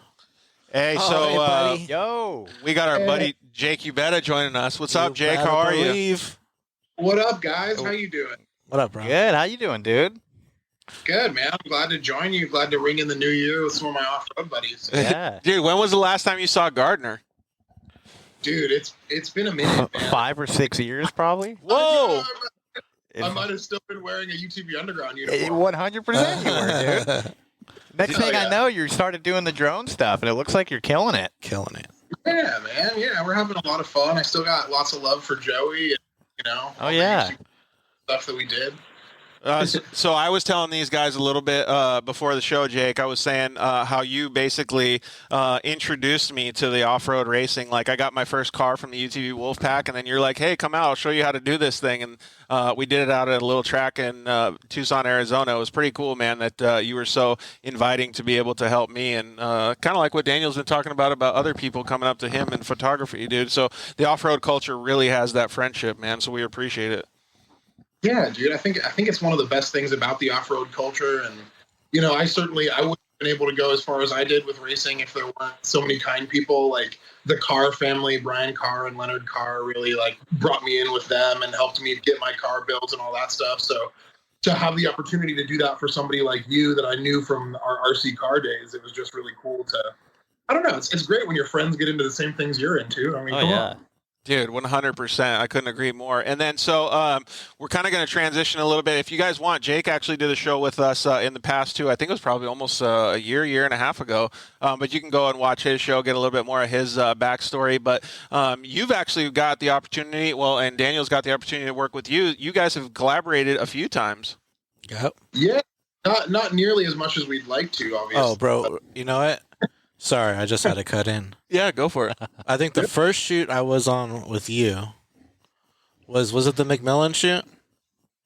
Okay, yeah, probably for the four-wheel parts release. What project was that? For the four-wheel parts title release. And you did something with Andy McMillan's trophy truck? No, with Luke and Dan. Luke when and Dan, they got their okay. 4WP Got deal. it. Oh, okay. We shot out there in Plaster City, and he came. And then, dude, I got smoked. It wasn't his fault by any means. I got What do you mean? Smoked by his racing drone in my shoulder, bro. No way, you Smoked. got taken out by a racing Bro, drone? I got lucky to hit my head. What? Dude, and it wasn't his fault because he got so dusty he didn't know where he was going. And, dude, I got smoked, bro. How gnarly was that? It hurt a lot. It was a big bruise for probably about a week. That's so great. But I'll never forget that. Thank you for not hitting my head. Yeah. There's not much in there, but... Good looking out, Jake. Yeah. Get out by a great big grapefruit-sized rock that I think it was Luke threw, and it hit the drone, lost everything. Like I was spinning, and the next I see it like back behind me, and I hear Daniel yelp, and I was like, "Oh snap!" No way. Just took a drone to the shoulder? Dude. Actually, you know what? I lied. That was not our first time. Our first time I saw you was when we went to Dougie's house with RJ. Remember? Oh, back in Hemet? Yeah. Wait, I don't know if it's considered Hemet. Whatever. Temecula. We'll call it Temecula. Temecula. Shut up. But I think that was the first time I met you there. Yeah. That was good times, man. Always major sendage happening. So that's one of the things that I wanted to reiterate too, is because we had a few people actually asking about questions about getting into shooting off-road and stuff. You guys are both doing different things in different ways, but you're basically producing content, right? At the end of the day, you guys are feeding the audience content of whatever you guys are doing. So when anybody says, am I stepping on anybody's toes? No, just go in and do what you think is good. If you're not doing a good job, you'll just fall out naturally. Like if you're doing a good job, then everybody's going to accept you. Like that's the way it works, even in racing. Yeah. Oh, yeah. So it is cool that you guys are doing the same kind of stuff. What are you up to these days, Jake? Oh man, just staying real busy this year. Live streaming kind of took over my life. We were running live streams for a couple different off-road series. Great American Short Course you guys touched on a little bit earlier, as well as all the Ultra 4 stuff and King of the Hammers and a couple on-road racing series, which are sort of boring. I hate to say it. Are you droning during all those, Jake? Yeah, it's live streaming from the racing drones. Dude, that's so sick. So he actually did it. I saw him at Pala doing it for the last round of Lucas Oil Pro Motocross. No way. Yeah, that was a great gig for us. We got to do, NBC Pro Motocross, and watching the drones flying next to the riders is unbelievable when you're live. Like unfreaking believable. I bet. It's so crazy. Are you going to be at Hammers? Yeah, we'll be at Hammers, and hopefully motocross again this year. Still finalizing all that stuff. Nice. Fuck yeah. Oh, look, IMG Motorsports just joined us. We're sitting in their facility, too, right now. About to smoke out their facility.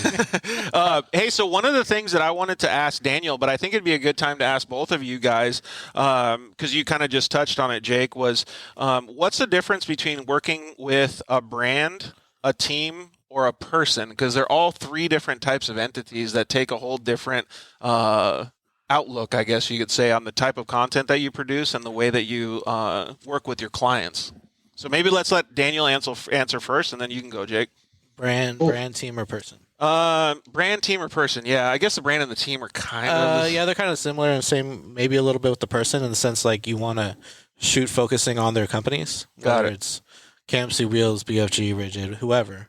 You always want to keep in mind of showing their product in your shots. Not necessarily if it was lifestyle, not necessarily all the time. It might be different for, him, especially flying a drone. Got it. But for me, that's what I usually try to focus on is doing it organically without it being so up in your face. That's a really good way. Putting a logo right in your face. Nobody wants to see that. Nobody cares. Yeah. So just working it in organically in the back, similar to how this setup's done. You got the toolbox right there that was literally just right there. Yeah. You know what I mean? It's natural. Well, thank you. I appreciate that, man. Yeah. Got a pat on my back. What about you, Jake? Because it's a little bit different, right? But I guess maybe the same principles? Yeah, it's definitely same principles. I do a little bit of less like turnkey content for brands and stuff, so I don't have to worry so much about the lofty ideals that you need to portray for each individual brand. I'm more focused on just flying the toy helicopters. But definitely there's always going to be more freedom when you're working with an individual, and there's pluses and minuses to both. You definitely get a lot more budget with the brand, but things like that Area 52 shoot that we got to do with RJ. That was so much fun. Yeah, it was an incredible opportunity because of the fact that it was all self-funded and really self-motivated. RJ and the creatives involved. Yeah, because you got the freedom to do it. I remember a project that Jake was on. I don't know if you were actually part of it, but it was with McGrath, and I think it was one of Jake's first drone things at Glen Helen on the short course track. That was one of the things that blew my mind because I could tell that there was a lot of creative freedom in that project. Yeah, that was like mostly just me. That's one of my favorite things about working with people like RJ, and maybe Jacob could touch on it, is he lets you fucking do your work. Yeah. He trusts you, and you don't have this fucking person watching down your back saying, "Oh, can you do it from this?" Yeah, micromanaging you. Trying to micromanage, and I get to a certain point. Sometimes shoots are like that, especially if they're really brand faced. You're gonna definitely want somebody there to touch. Yeah, on like it. a creative director Yes. to manage it. But if it's kind of like what we're doing like that, I love it because he gives us the freedom to shoot. If you'd like to touch on that. Yeah, I think that's really a good way to understand it too. You, Jake? Yeah, just honestly to agree, like that RJ is the athlete/producer combos that is the most fun to work with because he gives you. Have you guys, sorry, Jake, we couldn't hear you.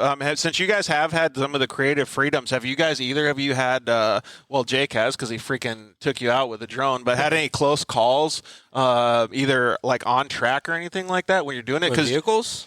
Like almost hitting us? Yeah, Or with, taking out equipment. Like, what's been some scary shit that's happened? I'll let Jake go. Jake, you go first.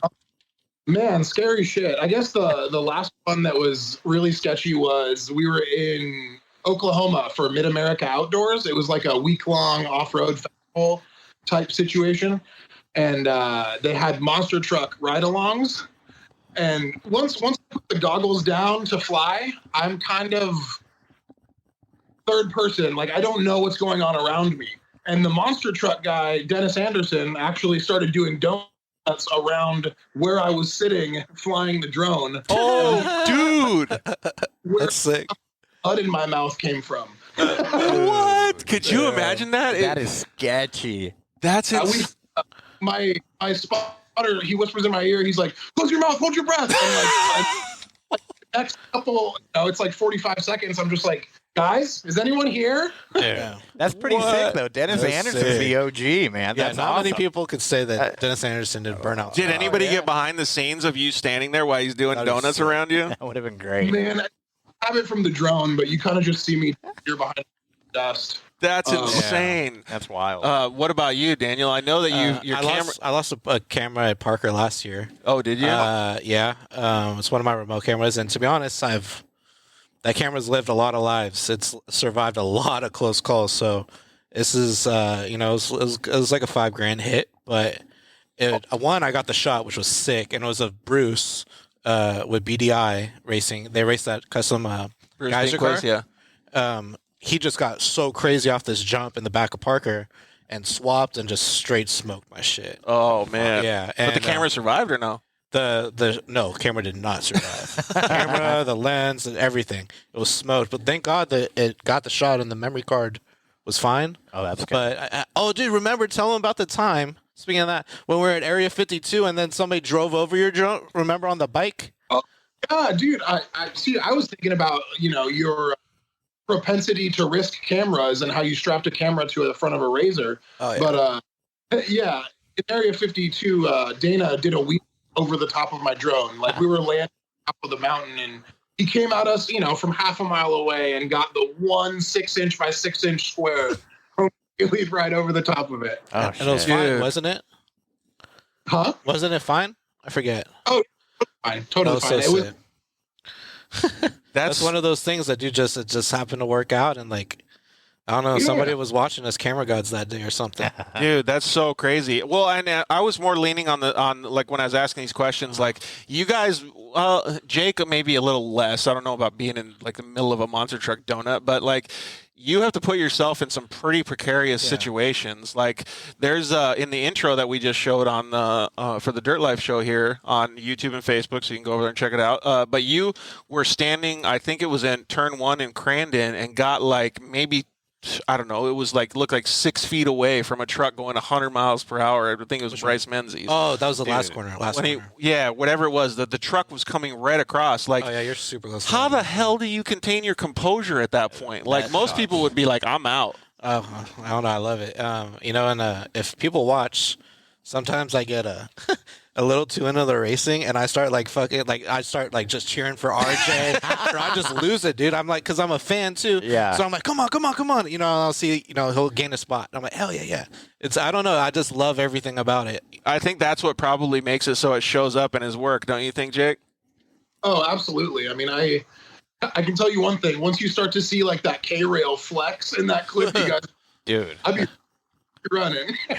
I agree 100%. I don't know if I speak for you, Mike, but I would bail out in like a second. Yeah, I don't really like messing with people. And then coming you also got people like same with Jake. You when you start shooting with a lot of people, you get to know their driving styles, their limit. Yeah, That's true. And, I can see you that. know, like I trust tons of different drivers. You know, especially RJ, putting myself in a reckless place because I know he'll do fine, and I know I'll do fine. Right. You always have to have an exit. Yeah. No matter what, have an exit, but it's also the driver you trust. That's like 100% true. And the reason that you trust them is because you know that he'll do everything to avoid having a problem with you, even if it puts him at risk. Yeah, For sure. yeah. You know, even like, I mean, it even boils down to skate photography, shit like that. You have to, and then you have to trust the skateboarder. Then has to trust their photographer that he's gonna get this one take shot. Yeah.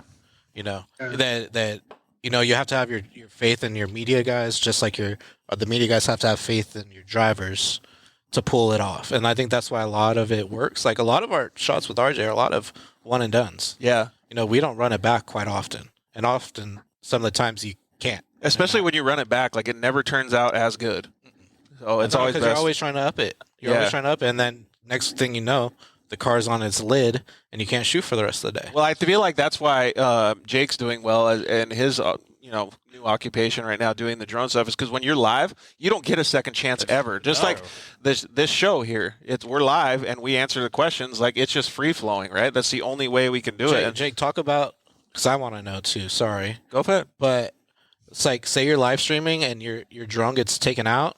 How fast is it for you to swap to put another drone in the air and like live it and have it be on live? It's been something that we've gotten faster definitely as the year's gone on. Like this year has been a trial by fire for that, especially with things like short course. You know, we always joke that short course shoots back. It smokes.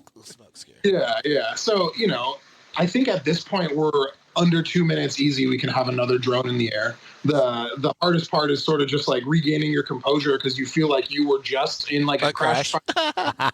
Yeah. Yeah, I can imagine how that could feel. One of those VR goggles.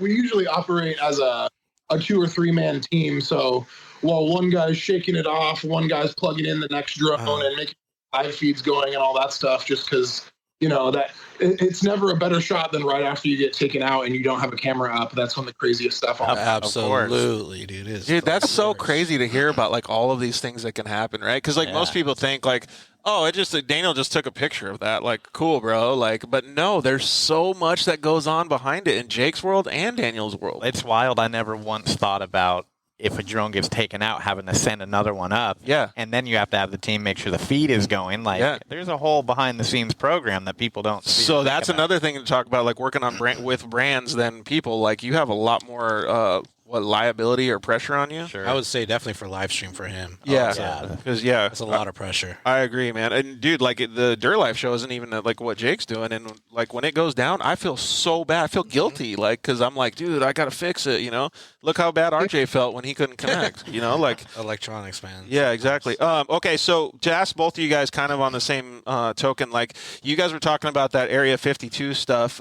Aside from that one, you guys have been able to travel to a lot of different places, both of you guys, and you guys have got to shoot some really cool stuff. I want Mike and I to follow up with this, but like, what has been your favorite ones that you guys have gone to?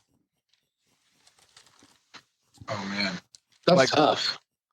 That's And I'm not tough. singling out a person, like one that you were just looking so forward to, like, oh my God, I got this project. I'm so pumped on it. Like, this is going to be so rad. And then you get out there and it's just all fun.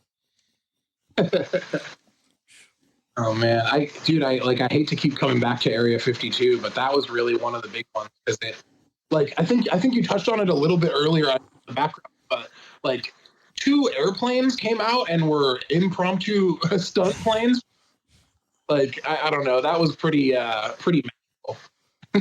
What about you? Like, I mean, you've been all over the country, like chasing stuff. You've been to Mexico doing stuff. Like, what's been one of your favorite moments or projects to be able to work with?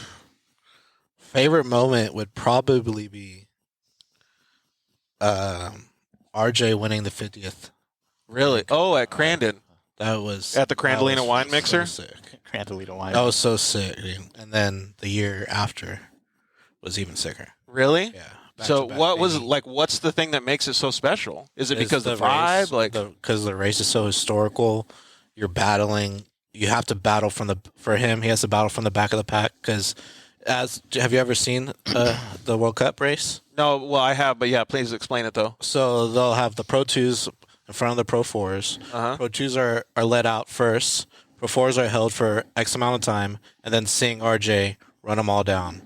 It's pretty sick, you know. That's got to be a wicked feeling. Jake's been there. It's sick to just watch him work from the back. And anything could happen. I see a monster truck over a guy's car. Luckily, he never got a flat. Just crazy things happen at Crandon. Yeah, And that's just because probably one of my favorite races of pretty much all time. that would be crazy to see. And I was gonna say, like, Mike and I can follow it up by being like super fans of racing. Like, when I think of that, like, that gives me the chills, dude. It's wild. It was a lot of fun to watch. Oh, Like you that. went to it? I watched it on live or the live stream, whatever. But I've seen the challenge. What is that? Is It that was the Challenge Cup. When Yeah. it was Lucas. Like Lucas had a similar race called Challenge Cup at the end. Oh of the yeah, year. I've seen it at Wild Horse Pass. Yeah. Yeah, it's pretty much same concept, but just huge field. out there. Yeah, when they're starting in the back like that, I mean, the Pro 4s typically hunt everybody down, but RJ was a madman on a mission. Dude, that's so cool to see that. There's nothing better than watching somebody pick their way through a pack. For sure.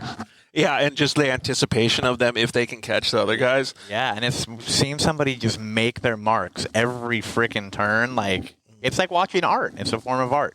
Dude, this is actually a super good question that both of you guys can answer because, like, when I was trying to set up this podcast, I had zero idea how to use cameras and stuff. So, like, I always got into YouTube and got into the black hole where, like, people are like, "Oh, this is my daily carry for what I like go out on a project with." I want to hear what Jake's is and what yours is. So you go first, Daniel. Like our what? Like if you're going to go to Crandon and shoot that awesome Pro 4 Challenge Cup or whatever, the Pro 2 Pro 4 Challenge Cup, what's in your bag when you're traveling?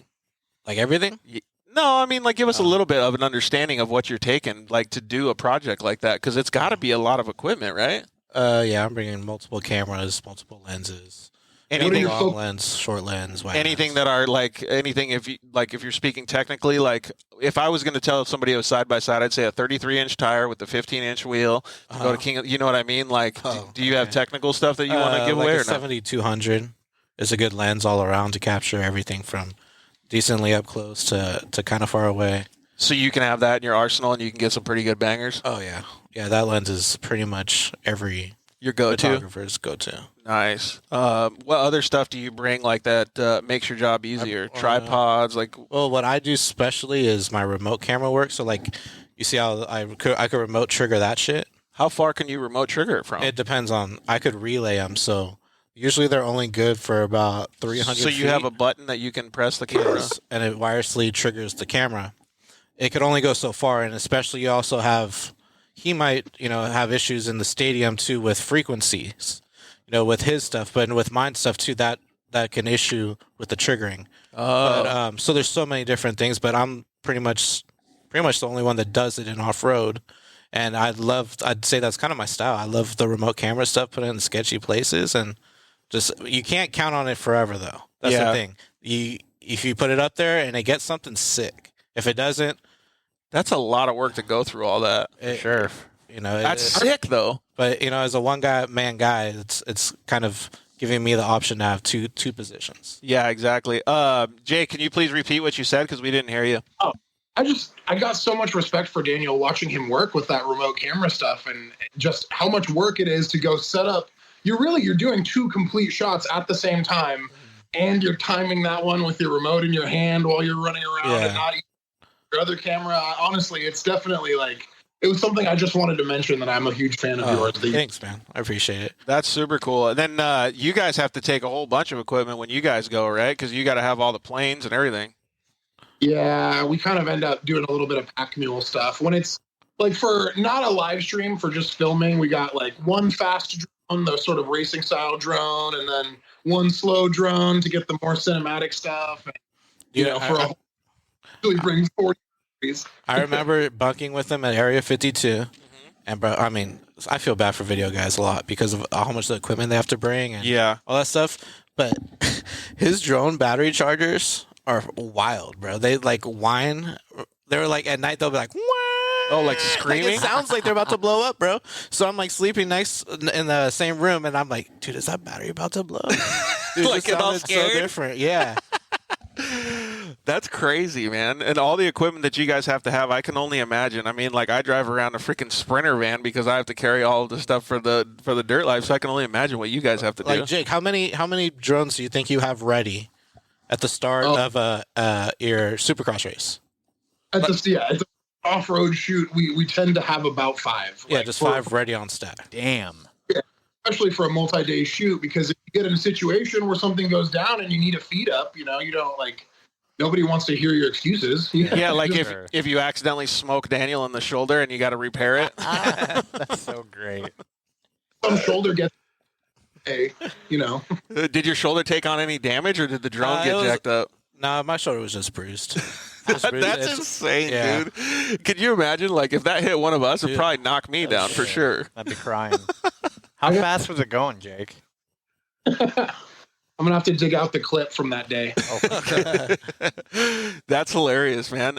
So you guys have done a few projects together and stuff. I mean, it's really cool to see that the content level is escalated when you guys are around. But kind of like we were talking about before, I want to at least relay to the audience that you don't have to have a professional team to be able to do content and to provide content to your team or to your program or to whatever you're trying to do to escalate and elevate your game. Most of the stuff that the Dirt Life does, aside from the show, we do with a cell phone, or we do with a small GoPro rig or something like that, right? And if you guys had, let's let Jake go first on this one. If you had advice to somebody that's getting into maybe FPV stuff or drone stuff or even just content, what advice are you giving them to make sure that they're successful in increasing their program? Man, one of the things I feel like I see a lot of people getting caught up with doing the research phase of it. And I think that's probably for all media. I mean, even getting into cameras, it's really easy to research yourself to death. But I feel like, especially with FPV and flying drones, get out there and do it, and get out there and start practicing and building the muscle memory. And by the same token, that's also how you build the relationships that will turn into paying gigs in the future. Because a lot of times you can't get somebody to pay you for something if you've never done it. That's a good point. Yeah.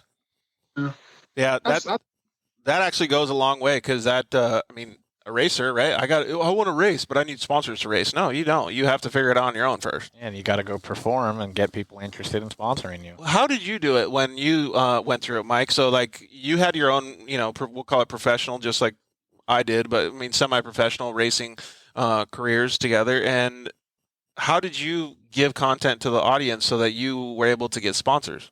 Well, my main thing was kind of focusing on companies that had a good following and kind of going after them. So I met Joey And obviously back in 14 when I started, 13, 14, Joey was King Dingling. From UTV Underground. Yeah, Yep. from UTV Underground. So I knew that if I get in with Joey, then that will kind of pave the way. And we pitched an idea to Joey to have me be, the UTV Underground factory driver. Yeah. So 2014, he had my car wrapped, and he did a bunch of media for me, and it kind of snowballed from there. Oh, perfect. And then the next big one was Rigid Industries. They had a major following, and they were just dipping into the side-by-side stuff. So I was like, boom. Yeah. Shot right to him. Like, I'm the UTV Underground factory driver. Look at their social media, look at their content, and people jump right on board with it. So one relationship kind of snowballs and gets a little bit better relationships and stuff. So that means that you got to make sure that you're aligning with the right people. So Yes. Not just getting sponsors that give you money for tires or free tires or whatever it is, but picking the right people that are actually going to help out. Like I mentioned at the beginning of the show that they, people that work with the Dirt Life do. Sure, exactly. I mean, relationships are everything. Products, obviously, you want good products and you want good content, but you get aligned with the right people, and everything else will kind of fall into place. Yeah, I agree 100%. And then so, when you got to answer the same question that I just gave Jake, what do you think, Daniel? Like if you're gonna, offer that same advice to somebody that's gonna want to be an off-road photographer, kind of like that guy was asking earlier. Yeah, you just got to start from the bottom and work your way up. Yeah, just get in anywhere you can. There's definitely different ways to go around it in terms of what you want to offer for services or everything, but just get your hands dirty and get out there. That's the best. Just like anything else. Exactly. It's just getting out there, being seen is a lot of it. Yeah. Showing face, but also just being there, supporting not only what you're doing, but also the community and stuff, because the community will support you. Yeah, if you support the community. And you kind of I would imagine would want to be creative, right? Like in your own sense. Like if you're coming up, you don't really want to. I don't know if it's this way in photography, but like.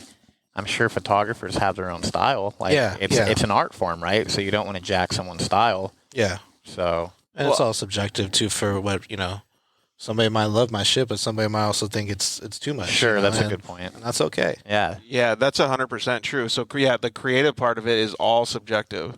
Yeah, and I would never, ever, ever put myself in a position where I'm standing in front of Bryce Menzies going 80+ miles an hour into a turn, dude. No. So if you are willing to do that, I would strongly suggest taking a safety course at the same time as the photography stuff. Dude.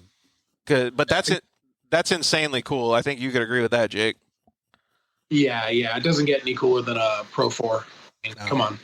It doesn't. That's like my ideal. I'd love to just own a Pro 4 and just be able to drive one. Yeah. Rip. Dude, that would be pretty cool. Did you know a guy that has a Pro 4? Maybe you could ask him. Oh, that guy? Shit, I don't know if he'll let me even drive the Pro Light.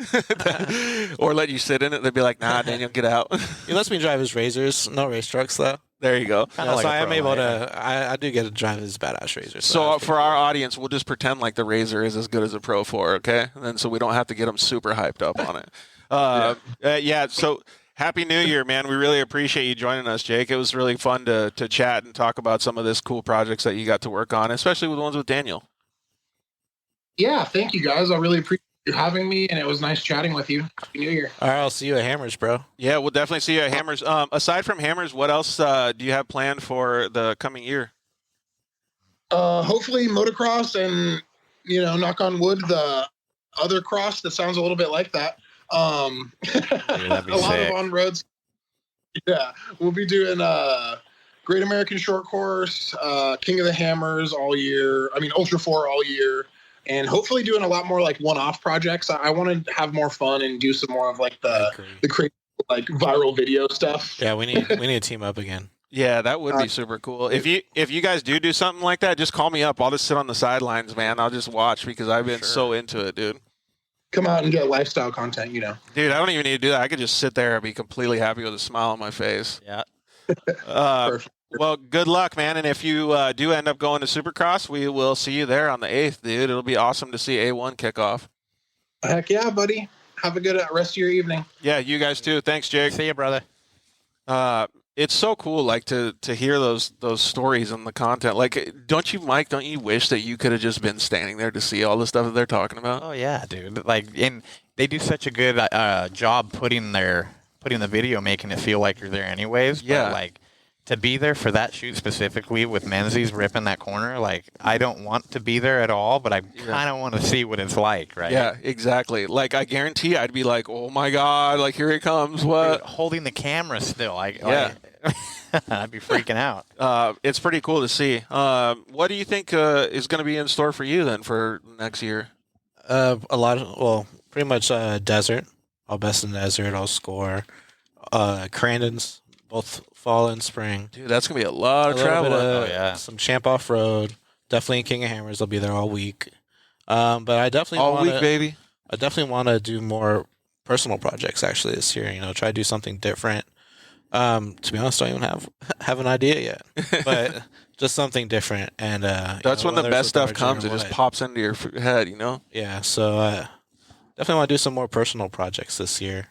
Do something different. Well, we already had a request from somebody over here. They're talking about river projects. So. Oh yeah, river projects. We gotta wait till it gets warm enough. The Anderson compound. I've been a handful of times. And the potential of content to come out of that place is endless. That's what the slide is. Yeah, we'll probably start an OnlyFans to show a lot of it. You might have to. You might really get the content out there. Yeah, because we got a lot of good content. A lot of it cannot be shown. But that not on Instagram. That's safe for work. Well, I appreciate you coming on and hanging out with us, dude. Do you have any questions for Daniel before we get into the rapid fire Q&A, Mike? I don't know. I mean, my biggest question was how we got into it, and you covered that. I mean, it's really interesting to me. You were down at Verona Oaks, you said, at the drag strip? Yeah. Yeah. I mean, watching a side-by-side do a 6-second pass is kind of unbelievable. How does it snowball from there, though? Like, then you just, like, make your way to a Lucas race all of a sudden? Like, are you just showing up?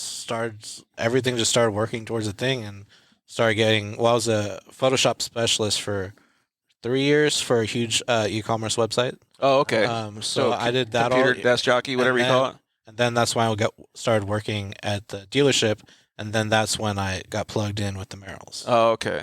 So, yeah, and then you just got to show up and just start doing your due diligence. That's got to be kind of crazy, though, like, because to me that reminds me of, like, the first day on your job, like if you're a computer guy, an electrician, whatever, or the first day you go to the races, you have no idea what to expect. Like, so I can only imagine what you felt like, and Mike can probably relate to this too. Like, you just walk into, I don't know, Glen Helen, and you're just who are all these people? Where do I go from here?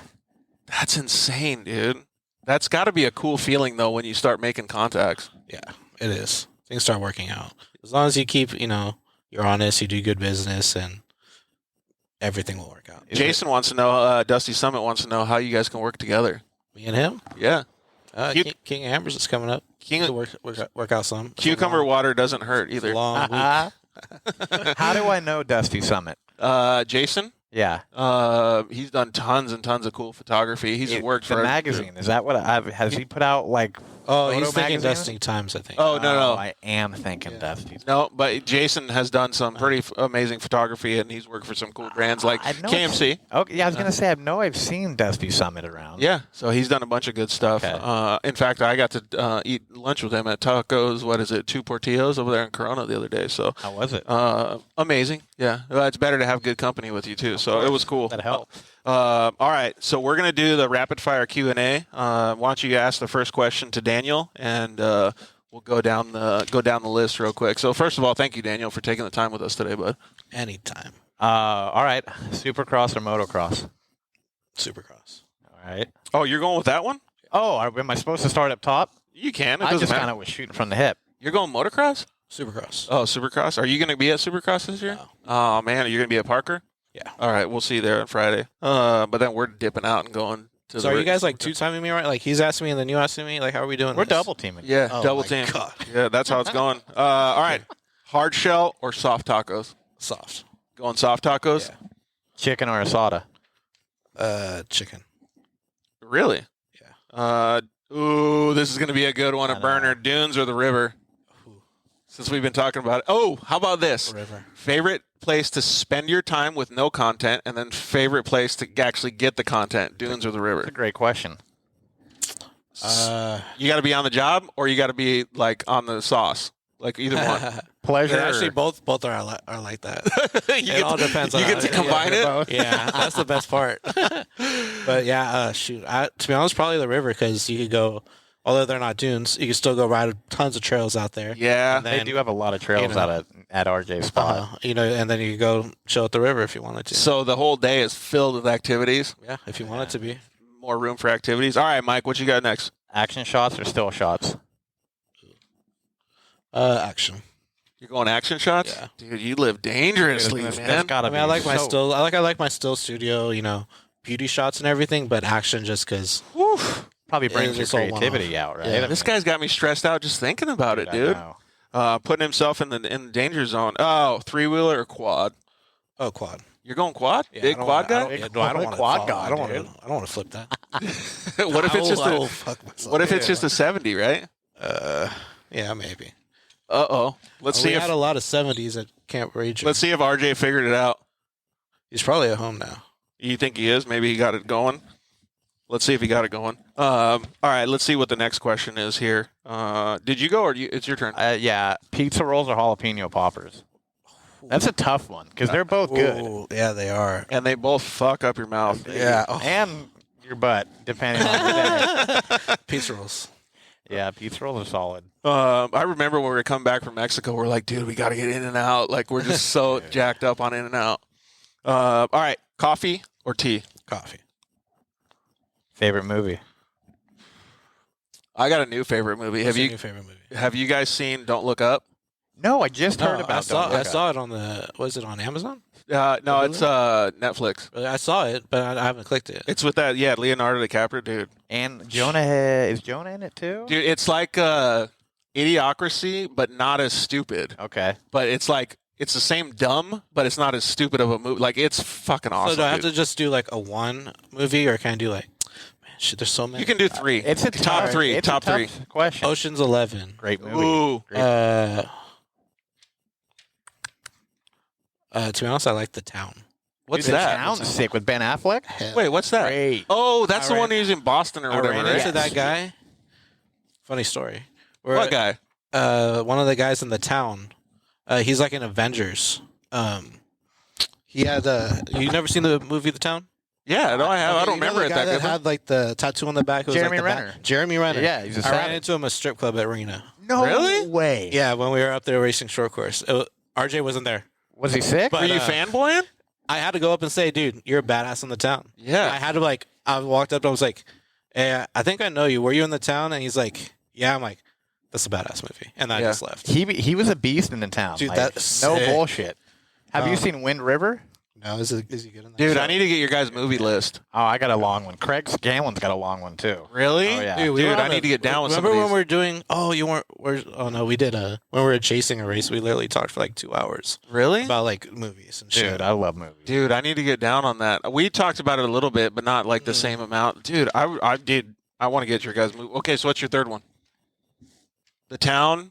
Ocean's 11, probably gone in 60 seconds. Or, Also a good movie. Yeah, you're picking good ones. Most people pick Step Brothers. Yeah. oh, Step I Brothers mean, is like, decent. and then I also like, I guess for comedy, I'm a real big fan of what's his name? I don't know why I'm blanking on the name. Dodgeball. Oh, that's a good one. Ben Classic. Stiller. Ben Yeah. Stiller, I love Yeah. Ben Stiller. And Vince Vaughn. Yeah. Dude, those are good. Like, dude, A Beautiful Mind is still top of the level for me. Like, and I love Requiem for a Dream. Like, that's a haven't watched good that. movie. I've never seen a beautiful. It sounds like Dude. way too in. Salt. It kind you of have is. to watch it. Like, it's you have to watch it. It's Salt and Sea times 100. I've like- never seen Salt and Sea. Dude, both of those. Okay, I'll give you my All right. movie list too. Are they scary movies? Because I don't like scary movies. I don't either. No, both of them are like like druggy scary movies. movies. Like they're like super trippy. Like Like Fear and Loathing? Yeah, exactly. Okay. So like that same kind of thing. Favorite movie. If you could have one superpower, what would it be? Actually, you should answer this one too, Mike. Because I don't think you got to answer this one on your show. I don't know. One superpower, what would it be? What would yours be, Mike? Can you go first? You got yours on the top. Well, I would say flying, but I'm kind of afraid of flying. But maybe if I'm in control of it, It'd be a different it'd story. be a different story. What are you afraid of being a passenger in a car? I'm terrified of being Okay, a then it passenger. probably if it's the control thing. Yeah. I don't know. Maybe read people's minds. Oh yeah, Wedding Crashers, that's a good Oh, one that's too. yeah, that's a great- classic. Yeah, it's a Reading classic. people's mind, dude. A couple people have answered this. That would drive me nuts. But it has to be Yeah. selective. Like it can't just be all the time. Yeah, Like you could turn it off. yeah, like Oh, okay. like I could like focus on like Joe Schmo over there rather It than like listening laser to, in, right? yeah, rather than listening to like tons the of people whole chatting. thing. You could probably make way more money because you know what the dude's thinking, and if he's like, "Nah, you just bail out." Dude, talk about branding your photography, Yeah. right? Like, what shot does he really want? Yep, exactly. That'd be crazy. All right, what's the next one, Mike? Netflix or YouTube? YouTube. Yeah, I figured I'm on you were going- YouTube all day. Dude, Are down you? the rabbit hole. I'm the Yeah, same it's way. just because I got like that Roku TV, so it's nice because you could just watch it on TV, Yeah. and I got a lot of cool subscriptions that I watch, so I really like it. Let's see here. Well, this one's I guess it's a good question. Most memorable race. Maybe it's like I your already answered it. The Crandon one. the Crandon one. Crandon, that one, or when RJ won What if you had the to pick? Pro 4 championship. That was sick. Yeah, that was a good one. Just because I was able, like, I got into with RJ, as he was pretty much really established in it. So it was really cool to at least see his progression from, the first time that I shot with him was the first time he ever got in the Pro 4. So it was really cool for me to see him from the first day in the Pro 4 battling all the way to become a Pro 4 champion. That's like a good father moment right there, For man. sure. No, it was really cool to see that because Yeah. You're watching him you grow. you literally come from the bottom of the ranks. He worked his whole way up, and that's the top of the top. Yeah, So it was really cool to be a part of that and document it. Yeah, You that's know. sick. that is pretty cool, man. All right, what's the next one you got, Mike? Favorite snack? That's a tough one for me. Baja Jerky sent me a box. Oh, there you go. I've never had Baja Dude, jerky. plug. It's pretty good. Yeah, it's pretty good. tough. Yeah. Instead of Supercross or motocross, since you already answered that, are you taking desert or short course? Short course all day. Short course. I all love. day. I love. All right, don't get me wrong. I love desert. It's its own animal. However, I love all the action of short course. You have to be on your toes like crazy. Dude, I mean, like, it's a it's a MMA dogfight. with It's so, four wheels. It's literally the best fucking racing I think there is, dude. Yeah, I It's agree. nuts. Compared to even like I like, kind I of feel watched like the IMSA Nitro Rallycross is starting to give it a run for the money. it It is. could, yeah. They need, I don't really like those cars. yeah, Yeah, not I don't fucking either. like those cars. they're not as good as a short course race, like a but- Pro 4 race, yeah. but still. Like I love desert for what it like. I love it, and it's to be good at. You're you really are. But like for me, short course all the way, bro. Desert's sick, but short course, it's awesome seeing somebody battle from the pack and watching it all. And I Yeah. don't mean like you get these stories a lot from some people. Like I was doing good until I wasn't. Yeah. Well, who was watching? Yeah, Yeah. exactly. Nobody. Yeah. I always know- look at it like the track ruins you in desert. The other drivers ruin you in short course, meaning like Drama. drama, but even just the beating you take. Yeah. Like when you're racing Lucas, you are taking a beating. Yeah. Yeah. Like in, the in entire 20 minutes, you're getting your ass whooped. Yeah. Yep. I agree 100%. And I'm going to advocate for both because I just like racing, but Sure. clearly my program was all about short course racing. So I never understood why desert became the premier side by side. money. And what's crazy though is because then, there's not a lot of coverage though from it. You know what I mean? It's very desert? spotty. Right. It's just money. Dude, especially today, there's no coverage. It takes hours to find out who won a damn race these days. Yeah. I could find it easier searching a hashtag No, on Instagram, bro. 100%. Yeah. Watching some guy down in Baja with a cell Dude, phone. it's really kind of annoying, but Looks like Jeff Proctor just joined. What's up, Jeff? How are you? I'm going to ask this Proctor. question so I can skirt it a little bit. What other form of racing would you like to be able to develop content for? Formula One, F1? F1. All the way? That'd be the only other thing I What do. it- But then What again, about to be like honest, monster trucks or what about like No. speedboat racing? What about those like you know what's funny? I messed with RJ. I told him when my Shiba Inu hits, let's go, dude. we're going offshore boat racing, and he's gonna be my fucking camera guy, and I'm gonna be the nice switch roles? yeah, the but- moon, dude. To the Let's moon. go. But offshore Don't you boat need a racing's throttle guy badass. too? Mike can be the throttle guy. Fuck no. I'm not letting someone else steer me around. So I wouldn't let offshore anyone boat racing's throttle me. sick. It'd be sick, but to be honest, Formula One. But then again, I love short course more because it's a lot in Formula One and a lot in IndyCar, a lot in road racing that I've shot with IMSA. It's a lot of the same shit, same Yeah. corner. There's almost zero action. a lot of the times they could get penalties for hitting each other rather than I love rubbing. knocked around, Rubbing and drag out, racing and I love that. Road is very controlled. Yeah. Like where desert are not desert, but off-road is out of control. Yeah, Like, and I don't know. I love that. Not motocross then? To be honest, I never really watched a lot of motocross growing up. Okay. I'd watch it here and there. I'd go to Qualcomm a lot, that's but that was about it. You know, I never had a bike growing up. I always had BMX. That person's saying jet ski racing. I feel like you're a ski dirt guy, racing? though. jet ski racing's gnarly. I feel like you're a dirt guy, though. Yeah, I'm a dirt guy. Jet ski, I don't know. Dude, man, that's crazy. That But yeah, I would probably do Formula One just because that's the pinnacle. Sure. But Yeah. You made it there, you've made it. yeah, but my love will always be off-road and desert because it's always changing. I love it better. No Dude, matter I feel what. like it's if more he- action, I think. I feel like Rather if than he had, watching Lewis Hamilton go down the straightaway the same time for how many freaking laps. dude, I feel like if boring. Daniel had Jeff Bezos money, he would start his own short course deal. Yeah, Dude, I'd it'd be be right the there sickest with you. one too. Yeah. There you go, dude. The confidence, I love it. Dude, All right, what's the next question? Oh. Second to last one here. Formula Drift. Oh, He asked Formula Drift. I've shot Formula Drift. Was it sick? To be honest, I never liked drifting, yeah. but I grew a big amount of respect for the drifters. A lot of Being that control. close with how precision they are with staying close, that blew my mind. I don't really like it because it's very subjective. There's not like a The clear judging, cut, It's not a clear cut winner, and it's happens for 15 seconds and it's like over. Sure. You know, but yeah, I definitely respect it. All right. Formula Dirt. Nice. What about who's your celebrity crush? Patent pending Formula Dirt. What? Who's your celebrity crush? Oh shit. Got to be a chick too. What about Melanie? Dude, Melanie, she's gonna make a So, comeback, dude. Be careful. can What you do what I tell- know about Melanie? Melanie is his alter ego. Oh my god! And if you follow him on Instagram, you gotta dig deep in the archives to find it. She's a blast. Can she come on the show a little bit later? I mean, we only have a little bit of We're time. supposed to have like a Melanie after show. Is that what you're trying to do? We could probably make that happen. Good God. Oh, I don't dude. know if I have one. Well, I mean, there's so many beautiful women. It's a- Melanie After Dark. Melanie After Dark. She's naughty, dude. You gotta be careful.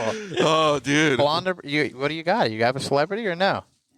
If you don't have a celebrity crush, at least give us like a blonde or brunette or something. Fair enough. To be honest, I like this one chick. Her name's Rachel Bush. She's smoking. Rachel Bush? A celebrity crush? Yeah, but she's not What really is a celebrity. Oh, she's not? No. His neighbor. Yeah. Who is it? I mean, this is going to be pretty much almost. I every guess you could say Mexican- Instagram Pretty famous. much almost any Mexican's going to say this. It's going to be Salma Hayek. Dude, Selma Hayek is It's still top smoking. 3 on my list. Right, and Really? still smoking at her Dude. age. It's crazy. Grown-ups, she's hotter than shit, dude. Well, there you go, guys. So if you guys want to impress these guys, Yeah, if just you guys be know Selma her, Hayek let her- for Halloween. Oh, yeah. I like her. All right, final question of the night, dude. Like I said, thank you very much for coming, Daniel. Chips and guacamole or French fries and ranch? Chips and guac All day? all day. What about ground beef or shredded beef? Big ground beef guy. Big ground beef guy. Well, thank you guys very much for joining us tonight. We Thank really you, everybody appreciate that it. Stuck around. Yeah. Looks like there's some people on YouTube and Facebook as well. So If you thank guys you got guys. any questions or whatever, photography wise, just Slide into the Slide DM. I have no Yeah, problem man. answering questions. Yeah, that is good, man. I really think that's so awesome about the culture. I really appreciate everybody watching the show, people like Daniel and Mike being able to hang out and just talk to you guys about everything that that off-road has to offer. It's really, really cool to see, first of all, like I say, every show, the camaraderie, but everybody has their own little niches. Everybody has their own little things that they do to give back. Like,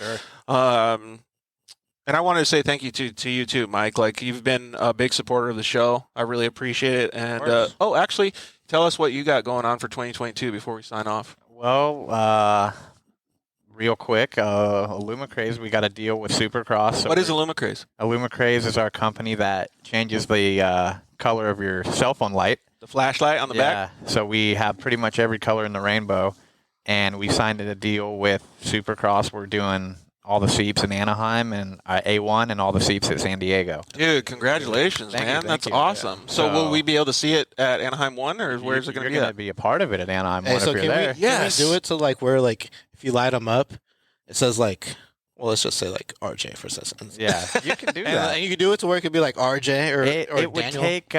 Or the DS logo? Yeah, just We, the DS we're logo. actually producing or in development of an app that will control people, basically sign in their seats. Yeah. And then, then you can really control. You can do all kinds of different stuff with the crowd, like spelling out RJ. Yeah. It'll turn everyone's phone off except for spelling out RJ. Like, That'd be sick. You can market that to a lot RJ of could, he's going to cost him a little money, but we could do it for him for sure. Yeah, we got to monetize here. All right, so that actually sounds super cool. If anybody wants to check it out, how do they check it out? Instagram, we're on at Illumicraze. We have some YouTube videos up pretty much explaining what we do, and then www.illumicraze.com. How do you spell it? ILLUMICRAZE. Yeah. It's okay. Sometimes I forget how to spell my last name. Yeah, your last name is a little harder than Illumicraze, though. Yeah, so that's cool, man. I can't wait to be a part of that at Supercross. It'll be a fun experience, and I hope the crowd has as much fun as we do, and I'm looking forward to it. Yeah, me too, man. It'll be pretty cool. And then you said, Daniel, you're just going to be working on all the same stuff, producing a bunch of content? We're doing a lot of desert racing, short course racing, and then everything in between. You always have new models coming out. Yep. So who knows? If anybody wants to contact you, what's the best way? Hit me up on Instagram or go to my website. OnlyFans. Yeah. OnlyFans coming soon. Like and subscribe. Yeah. You search hashtag OnlyBangers.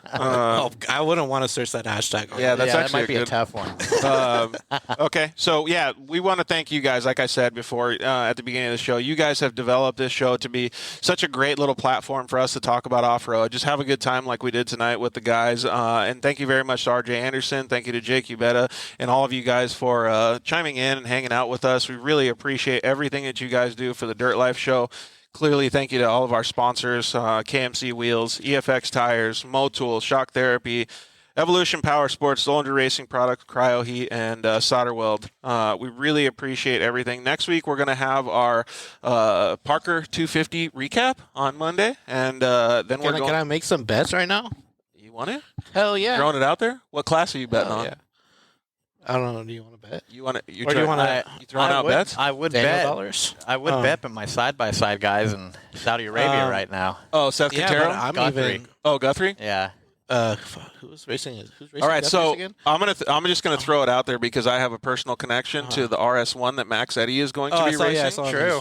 So I'm just gonna pick Max. Like I want I'll Max say to do that great. for his class. Okay, for his class, yeah. I think JD is going to win in Dallas Gonzalez's car. Okay. He's racing Dallas and Gonzalez's car? Yeah, and then Caden might win. Yeah, you think? Yeah, I'm gonna say Caden, and then JD. It would And be their pretty cool to classes. see him win. He's a beast. He is. JD Well, is a sap. Caden's pretty fast though too, man. Yes, he is. How about this? Caden Wells and Caden Danbury. I think they're both going to do good. Caden Danbury is my man. He's Yeah, an Illumicraze that's your guy. sponsored driver, so Yeah. I'm biased to that kid. Fast. That's your guy. He's my guy. There's a lot of dude. fast people though. There man. is, and there's a lot of new everybody's people that are race. going to hit the track in Parker too. Like a lot of young kids, a lot of new drivers. So it's going to be cool to see. And Best in the Desert kind of shook it up a little bit last year with, I don't know, with Piplick and Dustin Jones having such a crazy battle. So we're running backwards this time too. yeah, running backwards on the track, and then the rally class is stacked. There's way more people, so Dude, I love it. it's going to be racing. I guess Big Mitch. Mitch is racing this maybe weekend? Big Mitch. Yeah. I don't know who's racing. I don't think Junior could have got home yet. So And I think they'll keep him. dude, never count out Mitch Senior. Hell no, bro. Ever. He's so cool. He's I love a that brother. beast. yeah, he's a total he can beast. wheel a car. What about Caden Mack and the? Yeah, I was talking to Seth's- Caden Mack. Dude, when yeah. I was saying. Oh, you were talking about Caden Mack. Okay. Dude, Seth's got a sick car, and Caden's Caden. Like, Yeah. that could be a good pair right there. Gotcha. Yeah. Dude, there's a lot of Cadens in the off-road. There's Why are there almost too so many Cadens? A lot of I don't Cadens. know. I've never heard of this many Cadens before. Yeah, that's like Ricky or Jeff in motocross, dude. There's a lot of All right, yeah. So we're gonna have our Parker 250 recap on Monday. It's gonna be pretty cool, man. All right. We're So gonna if be able- anybody wants to bet me, slide in my DMs. how much you betting? I don't like, know, are these whatever. $10 intervals, $100 intervals? I mean, how hard are you slanging over we here? could do Sheba. We could bet on Sheba. I'll put Whatever you want. $50. If Senior's racing Okay. Guthrie's car, I'll put 50 on Guthrie to win What? on Senior. You got that much confidence in Senior? Dude, he hasn't hit the track in a while, It though, doesn't man. matter, dude. That guy wheels with Yeah. the best of them. Yeah, Mitch told me Same. Junior is flying home and racing. I guess, Oh, yeah. all right. I'll put 50 on Junior then. Yeah, you dude. can't count him out. But Yeah. there's so many other good drivers. There really is. I'm just biased. Yeah, me And too. Junior's Those the are just all my homies. I don't think I would want to. I don't think I would want to bet 50 against you on that, dude. That's a pretty scary bet. Junior is one of the original Illumicraze team drivers. Him, RJ, and Caden Danbury. Have Mitch Jr. and Mitch Sr. ever raced other than King of the Hammers, like on a desert track? Senior raced it for him last year, I think. Yeah, he raced for him last year. But they've never gone neck and neck? No, but Non-desert. when we'd race Works, Senior would hop on some of the practices. Yeah. And, I mean, let's be honest, at Works, a lot of people are trying to race and practice. Right. And, dude, Senior would mop up. Really? Dude is a savage. Dude, I would love to be able to see that, man. Yeah, and we also wanted to say Happy New Year to everybody. Well, we think that 2022 is going to be a really good year. Dirt Life Show has a lot of fun stuff planned. Obviously, Illumicraze has a lot of fun stuff planned. Schenkelberg has a lot of only bangers planned. So it's going to be cool to see everybody prosper in 2022. So we hope that you guys do as well. Like I said, we really appreciate everybody. Thank you very much, Daniel. Thank you for coming having in. me on. I really appreciate it. Thanks for having me, man. Good Thanks, to Mike. hang with you guys. Yeah, you too. So please say hi to your significant others. That was awesome that they let you guys away for the night. So Hey, and thank you to you guys for tuning in. Thank you. Yep, 100%. That's what I was going to finalize, but they already got me. Do you know how to take us out of the show? You want to do it? Like, I mean, All you got to say is thank you guys very much for watching the Dirt Life Show. We love you. Good night. you do it. No, you say no. Let Melanie do it. Oh, Dude, there we no, go. I'm not Yes, doing that. let I can't Melanie do it now, What bro. is it? Thank you guys for watching the show, The Dirt Life Show. the Dirt Life Show. We love you guys. We Good love night. you guys, and good night. No, you gotta do it in Melanie. I can't. I can't. All right. Bye, guys. Later. Thanks for listening to The Dirt Life Show.